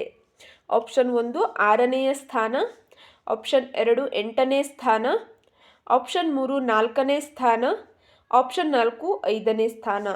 2011ರ ಆರ್ಥಿಕ ಸಮೀಕ್ಷೆ ಪ್ರಕಾರ ಕರ್ನಾಟಕ ಹೊಂದಿದಂತಹ ಯಾವ ಸ್ಥಾನವನ್ನು ಹೊಂದಿದೆ ಉತ್ಪಾದನೆಯಲ್ಲಿ, ಕೃಷಿ ಉತ್ಪಾದನೆಯಲ್ಲಿ, ಪ್ರಾಥಮಿಕ ವಲಯದ ಉತ್ಪಾದನೆಯಲ್ಲಿ ಕರ್ನಾಟಕ ಹೊಂದಿದ ಸ್ಥಾನ? ಸರಿಯಾದ ಉತ್ತರ ಇದಕ್ಕೆ ಆಪ್ಷನ್ 4 5ನೇ ಸ್ಥಾನವನ್ನು ಕರ್ನಾಟಕ ಹೊಂದಿದೆ 2011ರ ಆರ್ಥಿಕ ಸಮೀಕ್ಷೆಯ ಪ್ರಕಾರ ಕೃಷಿಯ ಉತ್ಪಾದನೆಯಲ್ಲಿ. ನೆಕ್ಸ್ಟ್ 23ನೇ ಪ್ರಶ್ನೆ. ಕರ್ನಾಟಕ ಸ್ವಾತಂತ್ರ್ಯ ಚಳುವಳಿಯಲ್ಲಿ ಜ್ವಾಲೆ ಪತ್ರಿಕೆ ಪ್ರಕಟಿಸಿದವರು. Option 1 Yashodharamma Dasappa, option 2 Umabai Kundapur, option 3 Ballari Siddamma, option 4 Kamaladevi Chattopadhyay. ಯಾರು ಕರ್ನಾಟಕ ಸ್ವಾತಂತ್ರ್ಯ ಚಳುವಳಿಯಲ್ಲಿ ಭೂಗತವಾಗಿ ಇದ್ದುಕೊಂಡು ಜ್ವಾಲೆ ಅನ್ನುವಂತಹ ಒಂದು ಪತ್ರಿಕೆಯನ್ನು ಪ್ರಕಟಿಸಿ ಆ ಮೂಲಕ ಜನರಿಗೆ ಸ್ವಾತಂತ್ರ್ಯ ಚಳುವಳಿಯ ಕುರಿತಾಗಿ ಮಾಹಿತಿಗಳನ್ನು ನೀಡ್ತಾ ಇದ್ರು ಅನ್ನುವಂತಹದ್ದು ಪ್ರಶ್ನೆ. ಸರಿಯಾದಂತಹ ಉತ್ತರ ಇದಕ್ಕೆ ಆಪ್ಷನ್ 1 ಯಶೋಧರಮ್ಮ ದಾಸಪ್ಪ. ಇವರು ಈ ಭೂಗತವಾಗಿದ್ದುಕೊಂಡು ಜ್ವಾಲೆ ಅನ್ನುವಂತಹ ಒಂದು ಪತ್ರಿಕೆಯನ್ನು ಪ್ರಕಟಣೆಯನ್ನು ಮಾಡ್ತಾ ಇದ್ರು. ಆ ಮೂಲಕ ಜನರಿಗೆಲ್ಲ ಸ್ವಾತಂತ್ರ್ಯದ ಬಗ್ಗೆ ತಿಳುವಳಿಕೆಯನ್ನು, ಸ್ವಾತಂತ್ರ್ಯ ಚಳುವಳಿಗಳ ಬಗ್ಗೆ ಮಾಹಿತಿಗಳನ್ನು ನೀಡ್ತಾ ಇದ್ರು. ಉಮಾಬಾಯಿ ಕುಂದಾಪುರ, ಬಳ್ಳಾರಿ ಸಿದ್ದಮ್ಮ, ಕಮಲಾದೇವಿ ಚಟ್ಟೋಪಾಧ್ಯಾಯ ಇವರೆಲ್ಲರೂ ಸಹ ಸ್ವಾತಂತ್ರ್ಯ ಹೋರಾಟವನ್ನು ಮಾಡಲಿಕ್ಕೆ ಪ್ರಮುಖ ಪಾತ್ರವನ್ನು ವಹಿಸಿದಂಥವರು. ನೆಕ್ಸ್ಟ್ 24ನೇ ಪ್ರಶ್ನೆ. ವಂದೇ ಮಾತರಂ ಪತ್ರಿಕೆ ಪ್ರಾರಂಭಿಸಿದವರು. Option 1 Bipin Chandrapal, option 2 Aurobindo Ghosh, option 3 Balagangadhara Tilak, option 4 Lala Lajpat Rai. ಯಾರು ಈ ವಂದೇ ಮಾತರಂ ಅನ್ನುವಂತಹ ಪತ್ರಿಕೆಯನ್ನು ಪ್ರಾರಂಭ ಮಾಡ್ತಾರೆ? ಸರಿಯಾದಂತಹ ಉತ್ತರ ಇದಕ್ಕೆ ಆಪ್ಷನ್ 2 ಅರವಿಂದೋ ಘೋಷ್. ಇವರು ಈ ಒಂದು ಪತ್ರಿಕೆಯನ್ನು ಪ್ರಾರಂಭ ಮಾಡ್ತಾರೆ. ಇನ್ನು 3 ಲಾಲ್ ಬಾಲ್ ಪಾಲ್ ಅಂತ ಹೇಳಿ ಪ್ರಸಿದ್ಧಿಯನ್ನು ಪಡೆದಂಥವರು. ಲಾಲ್ ಬಾಲ್ ಪಾಲ್ ತೀವ್ರಗಾಮಿಗಳ ಒಂದು ಗುಂಪು, ತೀವ್ರಗಾಮಿಗಳು.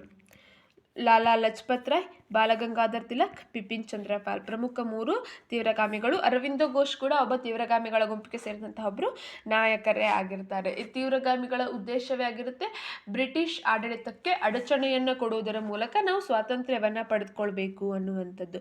ಈ ಮಂದಗಾಮಿಗಳ ನೀತಿಗೆ ವಿರುದ್ಧವಾಗಿ ಬಂದಂಥದ್ದೇ ತೀವ್ರಗಾಮಿಗಳ ನೀತಿಗಳಾಗಿರ್ತವೆ.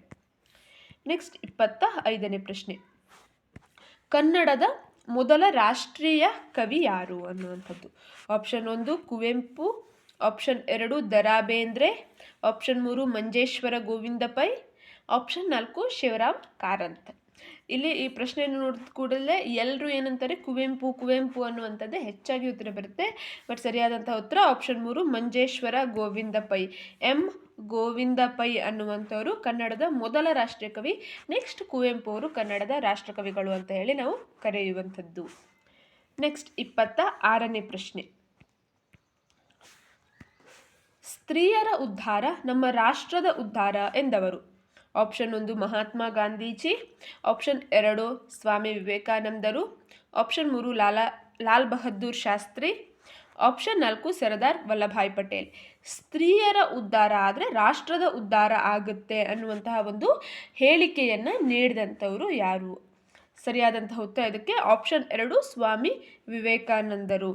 ಸ್ವಾಮಿ ವಿವೇಕಾನಂದರು ಈ ರೀತಿಯಾಗಿ ಹೇಳ್ತಾರೆ, ದೇಶದ ಯುವ ಜನರ ಮೇಲೂ ಸಹ, ಯುವ ಜನತೆಯ ಮೇಲೂ ಸಹ ಬಹಳಷ್ಟು ನಂಬಿಕೆಯನ್ನು ಇಟ್ಟಂಥವರಾಗಿರ್ತಾರೆ. ಹಾಗಾಗಿ ಸ್ವಾಮಿ ವಿವೇಕಾನಂದರ ಜನ್ಮದಿನವನ್ನು ರಾಷ್ಟ್ರೀಯ ಯುವ ದಿನ ಅಂತ ಹೇಳಿ ಆಚರಣೆಯನ್ನು ಮಾಡ್ತೇವೆ. ಜನವರಿ 12 ರಾಷ್ಟ್ರೀಯ ಯುವ ದಿನ ಅಂತ ಹೇಳಿ ಆಚರಣೆಯನ್ನು ಮಾಡ್ತೇವೆ.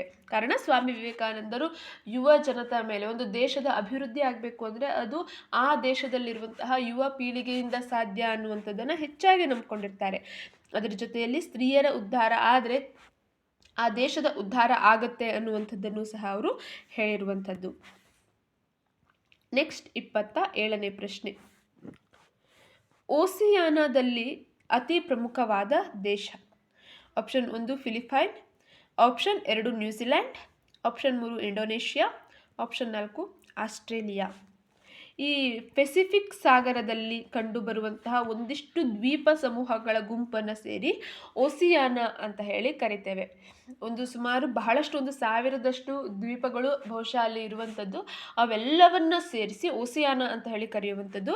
ಆ ಓಸಿಯಾನಾದಲ್ಲಿರುವಂಥ ಒಂದು ಪ್ರಮುಖವಾದ ದೇಶ ಆಸ್ಟ್ರೇಲಿಯಾ ದೇಶ. ಖಂಡವೂ ಸಹ ಹೌದು, ಇದು ಓಸಿಯಾನಾದಲ್ಲಿ ಕಂಡುಬರುವಂಥದ್ದಾಗಿದೆ. ನೆಕ್ಸ್ಟ್ 28ನೇ ಪ್ರಶ್ನೆ. ಅಂಟಾರ್ಟಿಕಾ ಖಂಡದ ಪೂರ್ವ ದಿಕ್ಕಿಗೆ ಇರುವ ಮಹಾಸಾಗರ ಯಾವುದು? ಅಂಟಾರ್ಟಿಕಾ ಖಂಡದ ಪೂರ್ವ ದಿಕ್ಕಿನಲ್ಲಿರುವಂಥದ್ದು ಪೆಸಿಫಿಕ್ ಮಹಾಸಾಗರ, ಹಿಂದೂ ಮಹಾಸಾಗರ, ಅಂಟಾರ್ಟಿಕ್ ಮಹಾಸಾಗರ, ಆರ್ಕ್ಟಿಕ್ ಮಹಾಸಾಗರ ಅನ್ನುವಂಥದ್ದು. ಇಲ್ಲಿ ಸರಿಯಾದಂತಹ ಉತ್ತರ ಆಪ್ಷನ್ 2 ಹಿಂದೂ ಮಹಾಸಾಗರ ಆಗಿದೆ. ಅಂಟಾರ್ಟಿಕಾ ಖಂಡದ ಪೂರ್ವ ದಿಕ್ಕಿಗೆ ಇರುವಂತಹ ಮಹಾಸಾಗರ ಹಿಂದೂ ಮಹಾಸಾಗರ. ನೆಕ್ಸ್ಟ್ 29ನೇ ಪ್ರಶ್ನೆ. ವಿಶ್ವ ಸಂಸತ್ತು ಎಂದು ಇದನ್ನು ಕರೆಯುತ್ತಾರೆ. ಆಪ್ಷನ್ 1 ಮಹಾಸಭೆ, ಆಪ್ಷನ್ 2 ಭದ್ರತಾ ಮಂಡಳಿ, ಆಪ್ಷನ್ 3 ಸಚಿವಾಲಯ, ಆಪ್ಷನ್ 4 ಪ್ರಧಾನ ಕಾರ್ಯಾಲಯ. ವಿಶ್ವ ಸಂಸತ್ತು ಅಂತ ಹೇಳಿ ಕರೆಯುವಂಥದ್ದು ಆಪ್ಷನ್ 1 ಮಹಾಸಭೆಯನ್ನ. ಈ ವಿಶ್ವಸಂಸ್ಥೆಯ ಎಲ್ಲ ಸದಸ್ಯ ರಾಷ್ಟ್ರಗಳು, ಎಲ್ಲ 193 ಸದಸ್ಯ ರಾಷ್ಟ್ರಗಳೂ ಸಹ ಪ್ರಥಮ ದೇಶದಿಂದ 5 ಜನ ಸದಸ್ಯರನ್ನು ಈ ಮಹಾಸಭೆಗೆ ಕಳಿಸ್ತಾರೆ. ತಮ್ಮ ದೇಶವನ್ನು ಪ್ರತಿನಿಧಿಸುವ ಪ್ರಮುಖ 5 ಸದಸ್ಯರನ್ನು ಇಲ್ಲಿ ಕಳಿಸ್ತಾರೆ. ಅದರ ಜೊತೆಗೆ ಬಹಳಷ್ಟು ಪ್ರಮುಖ ನಿರ್ಣಯಗಳು, ಪ್ರಮುಖ ಮಸೂದೆಗಳು, ಕಾಯಿದೆಗಳು ಉಂಟಾಗುವಂಥದ್ದು ಈ ಮಹಾಸಭೆಯಲ್ಲಿ. ಸೊ ಇದನ್ನು ವಿಶ್ವ ಸಂಸತ್ತು ಅಂತ ಹೇಳಿ ಕರೆಯುವಂಥದ್ದು. ಭದ್ರತಾ ಮಂಡಳಿ, ಇದರಲ್ಲಿ 5 ಖಾಯಂ ಸದಸ್ಯ ರಾಷ್ಟ್ರಗಳು ಜೊತೆಗೆ 10 ಹಂಗಾಮಿ ಸದಸ್ಯ ರಾಷ್ಟ್ರಗಳು ಮಾತ್ರ ಇರುತ್ತೆ. ಒಟ್ಟು 15 ರಾಷ್ಟ್ರಗಳು. ಹಂಗಾಮಿ ಸದಸ್ಯ ರಾಷ್ಟ್ರಗಳು ಪ್ರತಿ 2 ವರ್ಷಗಳಿಗೊಮ್ಮೆ ಬದಲಾಗ್ತಾ ಇರುವಂಥದ್ದು.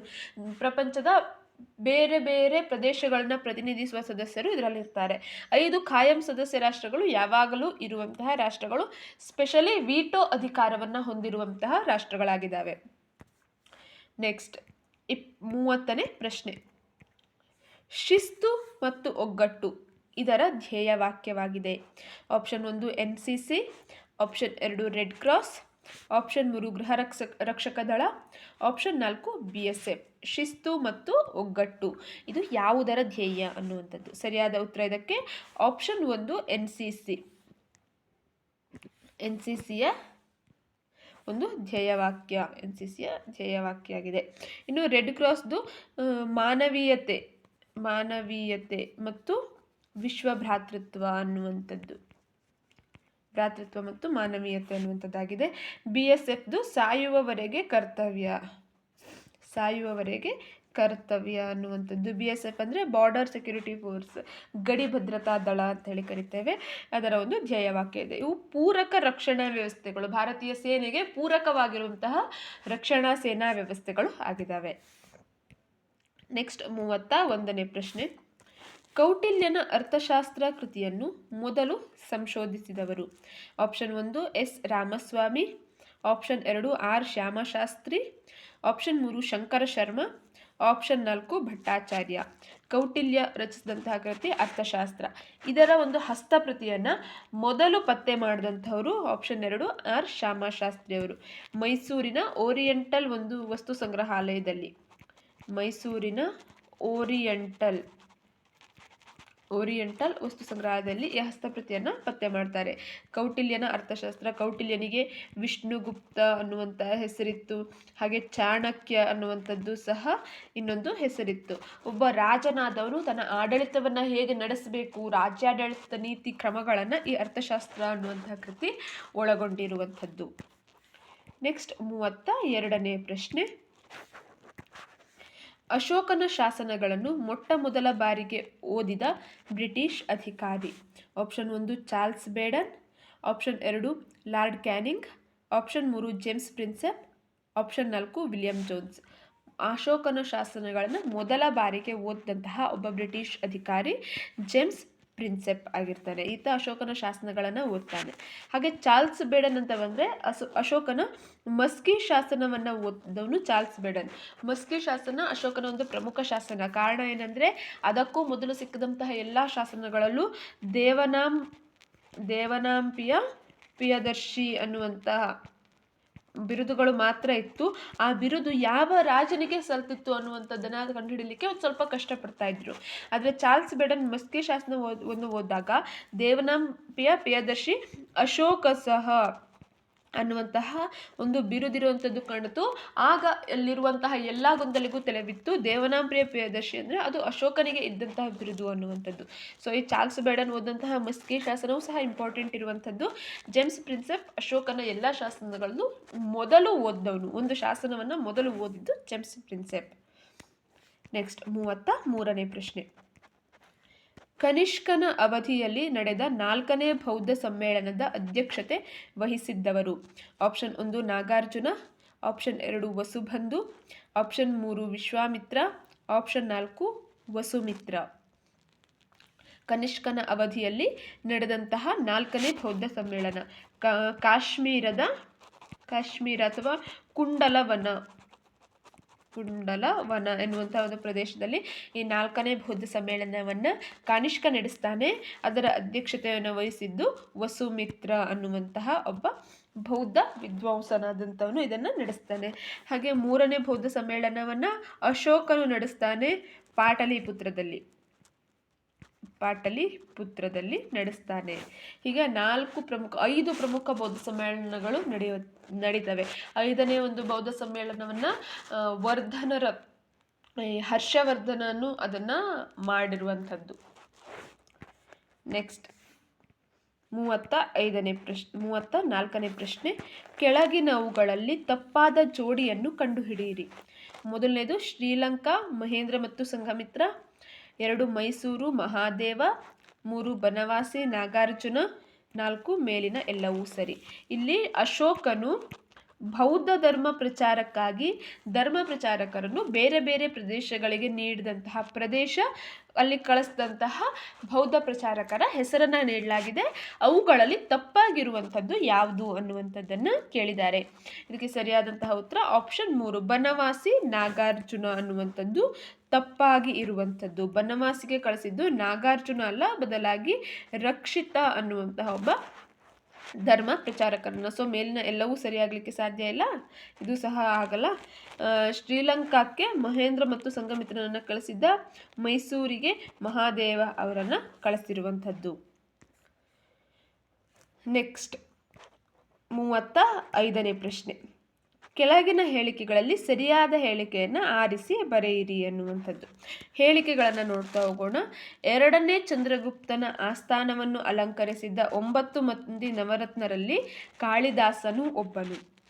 ಹೇಳಿಕೆ 2. ಕಾಳಿದಾಸನು 4 ಕಾವ್ಯಗಳು ಮತ್ತು 3 ನಾಟಕಗಳನ್ನು ರಚಿಸಿದ್ದಾನೆ ಅನ್ನುವಂಥದ್ದು. ಇಲ್ಲಿ 2 ಹೇಳಿಕೆಗಳನ್ನು ಕೊಟ್ಟಿರುವಂಥದ್ದು 35ನೇ ಪ್ರಶ್ನೆಗೆ. 2ನೇ ಚಂದ್ರಗುಪ್ತ ಆಸ್ಥಾನವನ್ನು ಅಲಂಕರಿಸಿದ 9 ಮಂದಿ ನವರತ್ನದಲ್ಲಿ ಕಾಳಿದಾಸನು ಒಬ್ಬನು ಸರಿಯಾದಂತಹ ಹೇಳಿಕೆಯಾಗಿದೆ. ಕಾಳಿದಾಸ 4 ಕಾವ್ಯ ಮತ್ತು 3 ನಾಟಕವನ್ನು ರಚಿಸಿದ್ದಾನೆ, ಇದು ಸಹ ಸರಿಯಾಗಿದೆ. ಸೊ ಆಪ್ಷನ್ 3 ಏನಿದೆ, ಹೇಳಿಕೆ 1 ಮತ್ತು 2 ಎರಡೂ ಸಹ ಸರಿ ಅನ್ನುವಂಥದ್ದು ಸರಿಯಾದ ಉತ್ತರ. ಹೇಳಿಕೆ 1 ಸರಿ 2 ತಪ್ಪು, ಇದು ತಪ್ಪು. ಹೇಳಿಕೆ 2ನೇ ಸರಿ 1ನೇ ತಪ್ಪು ಅನ್ನುವಂಥದ್ದು ಅಲ್ಲ.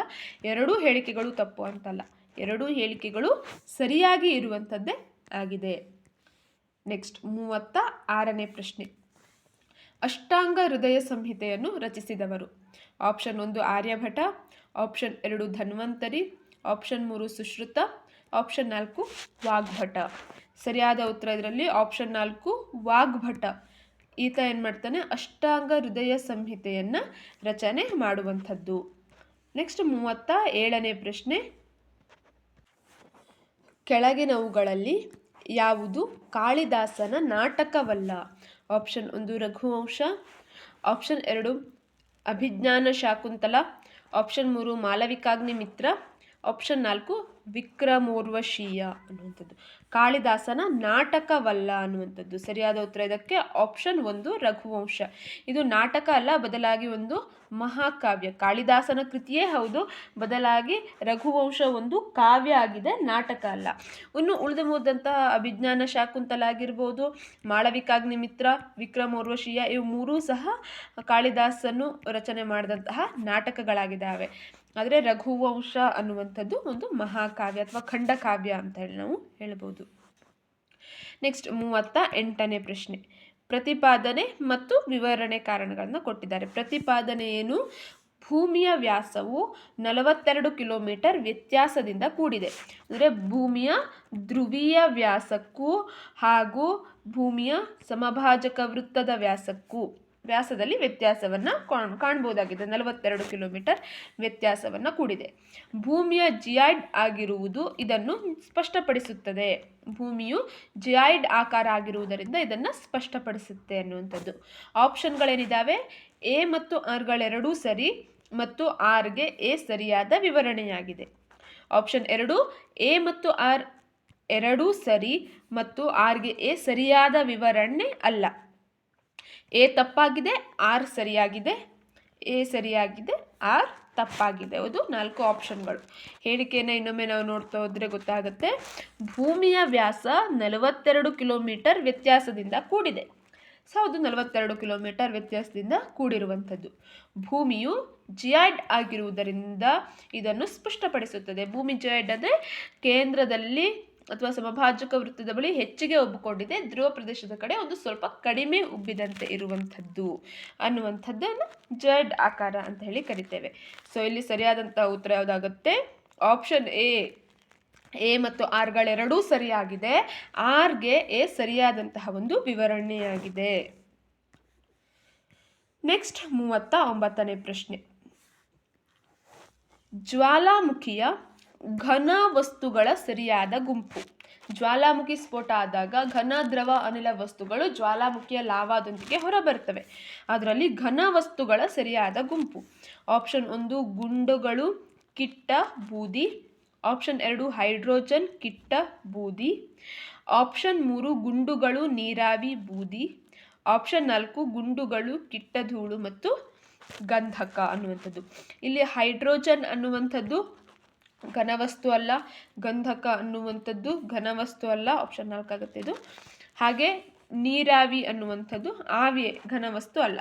ಸೊ ಇರುವಂಥದ್ದು ಆಪ್ಷನ್ 1 ಗುಂಡು, ಕಿಟ್ಟ, ಧೂಳು ಮತ್ತು ಬೂದಿ. ಇವು ಜ್ವಾಲಾಮುಖಿಯಿಂದ ಹೊರಬರುವಂತಹ ಘನವಸ್ತುಗಳ ಒಂದು ಸರಿಯಾದ ಗುಂಪಾಗಿದೆ. ಇಲ್ಲಿ ಜ್ವಾಲಾಮುಖಿ ಅಂತ ಬಂದಾಗ ನಾವು ಸುಪ್ತ ಜ್ವಾಲಾಮುಖಿ, ಜಾಗೃತ ಜ್ವಾಲಾಮುಖಿ, ಹಾಗೆ ಲುಪ್ತ ಜ್ವಾಲಾಮುಖಿ ಅಂದ್ರೇನು, ಅದರ ಡೆಫಿನೇಷನ್ ಏನು, ಹಾಗೆ ಅದಕ್ಕೆ ಎಕ್ಸಾಂಪಲ್ಗಳನ್ನು ಬುಕ್ನಲ್ಲಿ ಕೊಟ್ಟಿರುವಂತಹ ಎಕ್ಸಾಂಪಲ್ಗಳನ್ನ ಈ ಇಟಲಿಯ ಮೌಂಟ್ ವೆಸುವಿಯಸ್, ಜಪಾನಿನ ಫ್ಯೂಜಿಯಾಮ, ಹವಾಯಿ ದ್ವೀಪದ ಒಂದು ಜ್ವಾಲಾಮುಖಿ, ಹಾಗೆ ಮೌನಲೋವಾ, ಇವೆಲ್ಲವೂ ಯಾವ ಜ್ವಾಲಾಮುಖಿ, ಯಾವ ವಿಧವಾದ ಜ್ವಾಲಾಮುಖಿ ಅನ್ನುವಂಥದ್ದನ್ನು ನೋಡಿಟ್ಕೊಳ್ಬೇಕಾಗತ್ತೆ. ನೆಕ್ಸ್ಟ್ 40ನೇ ಪ್ರಶ್ನೆ. ಗಾಂಧಿ ಉಪ್ಪನ್ನು ಕೊಳ್ಳಿ, ಇದರ ಬೆಲೆ 6 ತಿಂಗಳ ಶಿಕ್ಷೆ ಎಂದು ಹೇಳಿದವರು. Option 1 Yashodharamma Dasappa. Option 2 Umabai Kundapur. Option 3 Kamaladevi Chattopadhyay. Option 4 Vijayalakshmi Pandit. ಸರಿಯಾದ ಉತ್ತರ ಇದಕ್ಕೆ ಆಪ್ಷನ್ 3 ಕಮಲಾದೇವಿ ಚಟ್ಟೋಪಾಧ್ಯಾಯ. ಇವರು ಈ ಒಂದು ಹೇಳಿಕೆಯನ್ನು ಕೊಡ್ತಾರೆ. ಗಾಂಧೀಜಿಯವರ ಜೊತೆ ಈ ದಂಡಿ ಸತ್ಯಾಗ್ರಹ, ಉಪ್ಪನ್ನ ತಯಾರಿಕೆಗಾಗಿ ಇವರು ಹೋಗಿರ್ತಾರೆ. ಆಗ ಅದನ್ನು ತೆಗೆದುಕೊಳ್ಳುವಂಥವರಿಗೆ ಜೈಲಿಗೆ, ಸೆರೆಮನೆಗೆ ಹಾಕಲಾಗುತ್ತೆ. ಬ್ರಿಟಿಷರು ಆ ಶಿಕ್ಷೆಯನ್ನು ಕೊಡ್ತಾರೆ, 6 ತಿಂಗಳ ಸೆರೆವಾಸದ ಶಿಕ್ಷೆಯನ್ನು ಕೊಡ್ತಾರೆ. ಆಗ ಅವರು ಹೇಳುವಂಥದ್ದು, ಈ ಗಾಂಧಿ ಉಪ್ಪನ್ನು ಕೊಳ್ಳಿ, ಇದರ ಬೆಲೆ ಅಂದರೆ ಬ್ರಿಟಿಷರು ನೀಡುವಂತಹ 6 ತಿಂಗಳ ಸೆರೆಮನೆ ವಾಸ ಅನ್ನುವಂಥದ್ದನ್ನು ಹೇಳ್ತಾರೆ. ನೆಕ್ಸ್ಟ್ 41ನೇ ಪ್ರಶ್ನೆ. ಶಿವಮೊಗ್ಗ ಜಿಲ್ಲೆಯು ಈ ವಿಭಾಗಕ್ಕೆ ಸೇರಿದೆ. ಆಪ್ಷನ್ 1 ಕಲಬುರಗಿ ವಿಭಾಗ. ಆಪ್ಷನ್ 2 ಬೆಂಗಳೂರು ವಿಭಾಗ. ಆಪ್ಷನ್ 3 ಮೈಸೂರು ವಿಭಾಗ. ಆಪ್ಷನ್ 4 ಬೆಳಗಾವಿ ವಿಭಾಗ. ಶಿವಮೊಗ್ಗ ಜಿಲ್ಲೆ ಯಾವ ವಿಭಾಗಕ್ಕೆ ಸೇರಿದೆ? ಕರ್ನಾಟಕವನ್ನು ಕಂದಾಯವಾಗಿ ಆಡಳಿತ ಅನುಕೂಲಕ್ಕಾಗಿ 4 ವಿಭಾಗಗಳನ್ನಾಗಿ ಮಾಡಲಾಗಿದೆ. ಕಲಬುರಗಿ, ಬೆಂಗಳೂರು, ಮೈಸೂರು ಮತ್ತು ಬೆಳಗಾವಿ ಅನ್ನುವಂತಹ 4 ವಿಭಾಗಗಳನ್ನ ಮಾಡಲಾಗಿದೆ.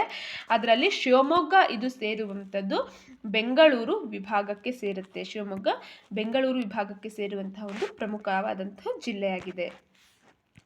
ನೆಕ್ಸ್ಟ್ 42ನೇ ಪ್ರಶ್ನೆ. ವಿಶ್ವಸಂಸ್ಥೆಯ ಕೊನೆಯ ಸದಸ್ಯ ರಾಷ್ಟ್ರ. Option 1 Sudan. Option 2 Saudi Arabia. Option 3 Kenya. Option 4 Guyana. ಕೊನೆಯ ಸದಸ್ಯ ರಾಷ್ಟ್ರ 2022ರ ಪ್ರಕಾರ 193 ಸದಸ್ಯ ರಾಷ್ಟ್ರಗಳು ಇರುವಂಥದ್ದು ವಿಶ್ವಸಂಸ್ಥೆಯಲ್ಲಿ. ಆ 193ನೆಯ ರಾಷ್ಟ್ರ, ಸದಸ್ಯತ್ವವನ್ನು ಪಡೆದಂತಹ ರಾಷ್ಟ್ರ ಯಾವುದು? ಸರಿಯಾದ ಉತ್ತರ ಆಪ್ಷನ್ 1 ಸುಡಾನ್. ಸುಡಾನ್ ದೇಶವು ಅತಿ ಕೊನೆಯದಾಗಿ ವಿಶ್ವಸಂಸ್ಥೆಯ ಸದಸ್ಯತ್ವವನ್ನು ಪಡೆದಂತಹ ಒಂದು ರಾಷ್ಟ್ರ ಆಗಿದೆ. 43ನೇ ಪ್ರಶ್ನೆ. ಕರ್ನಾಟಕದ ಕುಲಪುರೋಹಿತ ಎಂದು ಕರೆಯುವುದು. ಆಪ್ಷನ್ 1 ಕುವೆಂಪು. ಆಪ್ಷನ್ 2 ರಾಷ್ಟ್ರಕವಿ ಗೋವಿಂದ ಪೈ. ಆಪ್ಷನ್ 3 ಹುಯಿಲಗೋಳ ನಾರಾಯಣರಾವ್. ಆಪ್ಷನ್ 4 ಆಲೂರು ವೆಂಕಟರಾಯರು. ಕರ್ನಾಟಕದ ಕುಲಪುರೋಹಿತ ಅಂತ ಹೇಳಿ ಕರೆಯುವಂಥದ್ದು ಆಲೂರು ವೆಂಕಟರಾಯರು ಇವರನ್ನು ಕರೆಯುವಂಥದ್ದು. ಇವರ ಪ್ರಮುಖ ಅಂತ ಕೃತಿ ಕರ್ನಾಟಕ ಗತವೈಭವ ಅನ್ನುವಂಥದ್ದು.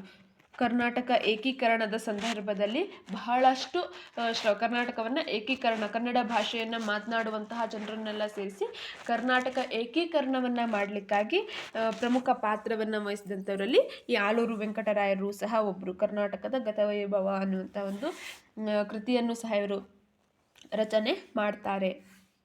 ನೆಕ್ಸ್ಟ್ 44ನೇ ಪ್ರಶ್ನೆ. ಜೆಸಿಯಾ ತಲೆಗಂದಾಯವನ್ನು ರದ್ದುಗೊಳಿಸಿದ ಮೊಘಲ್ ದೊರೆ.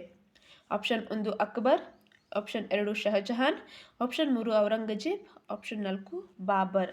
ಜೆಸಿಯಾ ಅನ್ನುವಂಥದ್ದು ಹಿಂದೂಗಳ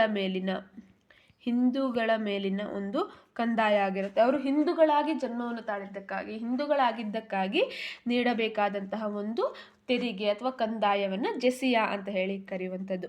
ಈ ತಲೆಗಂದಾಯವನ್ನು ರದ್ದುಗೊಳಿಸಿದಂತಹ ಮೊಘಲ್ ದೊರೆ ಅಕ್ಬರ್. ಆಪ್ಷನ್ 1 ಅಕ್ಬರ್ ಈ ಜೆಸಿಯಾ ತಲೆಗಂದಾಯವನ್ನು ರದ್ದುಗೊಳಿಸ್ತಾನೆ. ಉಳಿದೆಲ್ಲ ರಾಜರು ಜೆಸಿಯಾ ತಲೆಗಂದಾಯವನ್ನು ಹಾಕಿರ್ತಾರೆ. ಹಿಂದೂಗಳಾದಂಥವರು ಹಿಂದೂಗಳಾಗಿದ್ದಾರೆ ಅನ್ನುವಂತಹ ಕಾರಣಕ್ಕಾಗಿ ತೆರಿಗೆಗಳನ್ನು ನೀಡಬೇಕು ಅನ್ನುವಂಥದ್ದು. ನೆಕ್ಸ್ಟ್ 45ನೇ ಪ್ರಶ್ನೆ. ಹೇಳಿಕೆ ಮತ್ತು ಕಾರಣಗಳನ್ನು ಕೊಟ್ಟಿದ್ದಾರೆ. ಹೇಳಿಕೆ: ಯುರೋಪ್ ಖಂಡವನ್ನು ಪರ್ಯಾಯ ದ್ವೀಪಗಳ ಪರ್ಯಾಯ ದ್ವೀಪ ಎನ್ನುವರು. ಕಾರಣ ಏನು? ಏಷ್ಯನ್ ಭೂರಾಶಿಯಲ್ಲಿ ಯುರೋಪ್ ಒಂದು ದೊಡ್ಡ ಪರ್ಯಾಯ ದ್ವೀಪ ಹಾಗೂ ಇದರಲ್ಲಿ ಹಲವಾರು ಪರ್ಯಾಯ ದ್ವೀಪಗಳಿವೆ. ಏಷ್ಯನ್ ಭೂರಾಶಿಯಲ್ಲಿ ಯುರೋಪ್ ಒಂದು ದೊಡ್ಡ, ಏಷ್ಯಾಕ್ಕೆ ಪರ್ಯಾಯ ದ್ವೀಪ ಯುರೋಪ್ ಆಗಿದೆ. ಈ ಯುರೋಪ್ ಅನ್ನುವಂಥ ಒಂದು ಪರ್ಯಾಯ ದ್ವೀಪದಲ್ಲಿ ಅನೇಕ ಪರ್ಯಾಯ ದ್ವೀಪಗಳಿವೆ. ಅದಕ್ಕಾಗಿ ಯುರೋಪ್ ಖಂಡವನ್ನು ಪರ್ಯಾಯ ದ್ವೀಪಗಳ ಪರ್ಯಾಯ ದ್ವೀಪ ಎನ್ನುವರು. ಆಪ್ಷನ್ಗಳೇನೇನಿದೆ? ಹೇಳಿಕೆ ಮತ್ತು ಕಾರಣ ಎರಡೂ ಸರಿಯಾಗಿದ್ದು ಹೇಳಿಕೆಗೆ ಕಾರಣ ಸೂಕ್ತವಾಗಿದೆ. ಹೇಳಿಕೆ ಮತ್ತು ಕಾರಣ ಎರಡೂ ಸರಿಯಾಗಿದ್ದು ಹೇಳಿಕೆಗೆ ಕಾರಣ ಸೂಕ್ತವಾಗಿಲ್ಲ. ಹೇಳಿಕೆ ಸರಿ, ಕಾರಣ ತಪ್ಪು. ಹೇಳಿಕೆ ತಪ್ಪು, ಕಾರಣ ಸರಿ ಅನ್ನುವಂಥದ್ದು. ಇಲ್ಲಿ ಸರಿಯಾದಂತಹ ಉತ್ತರ ಆಪ್ಷನ್ 1. ಹೇಳಿಕೆ ಮತ್ತು ಕಾರಣ ಎರಡೂ ಸರಿಯಾಗಿದ್ದು ಹೇಳಿಕೆಗೆ ಸೂಕ್ತ ಕಾರಣವನ್ನು ನೀಡಲಾಗಿದೆ. ಏಷ್ಯನ್ ಭೂರಾಶಿಯಲ್ಲಿ ಯುರೋಪ್ ಒಂದು ಪರ್ಯಾಯ ದ್ವೀಪ. ಹಾಗೆ ಆ ಪರ್ಯಾಯ ದ್ವೀಪದಲ್ಲೇ ಇನ್ನೂ ಅನೇಕ ಪರ್ಯಾಯ ದ್ವೀಪಗಳನ್ನು ನಾವು ಕಾಣಬಹುದಾಗಿದೆ ಅನ್ನುವಂಥದ್ದು ಸರಿಯಾಗಿದೆ. ನೆಕ್ಸ್ಟ್ 46ನೇ ಪ್ರಶ್ನೆ. ಕನ್ನಡ ರಾಜ್ಯ ರಮಾರಮಣ ಎಂಬ ಬಿರುದು ಹೊಂದಿದ ಅರಸ. Option 1 Praudhadevaraya, option 2 Harihara, option 3 Krishnadevaraya, option 4 Ramaraya. ಸರಿಯಾದ ಉತ್ತರ ಇದಕ್ಕೆ ಆಪ್ಷನ್ 3 ಕೃಷ್ಣದೇವರಾಯ.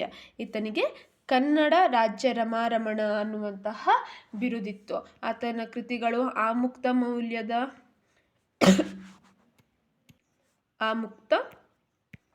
ಮೌಲ್ಯದ ಅನ್ನುವಂತಹ ಒಂದು ಕೃತಿಯನ್ನು ರಚನೆ ಮಾಡಿದ್ದಾರೆ.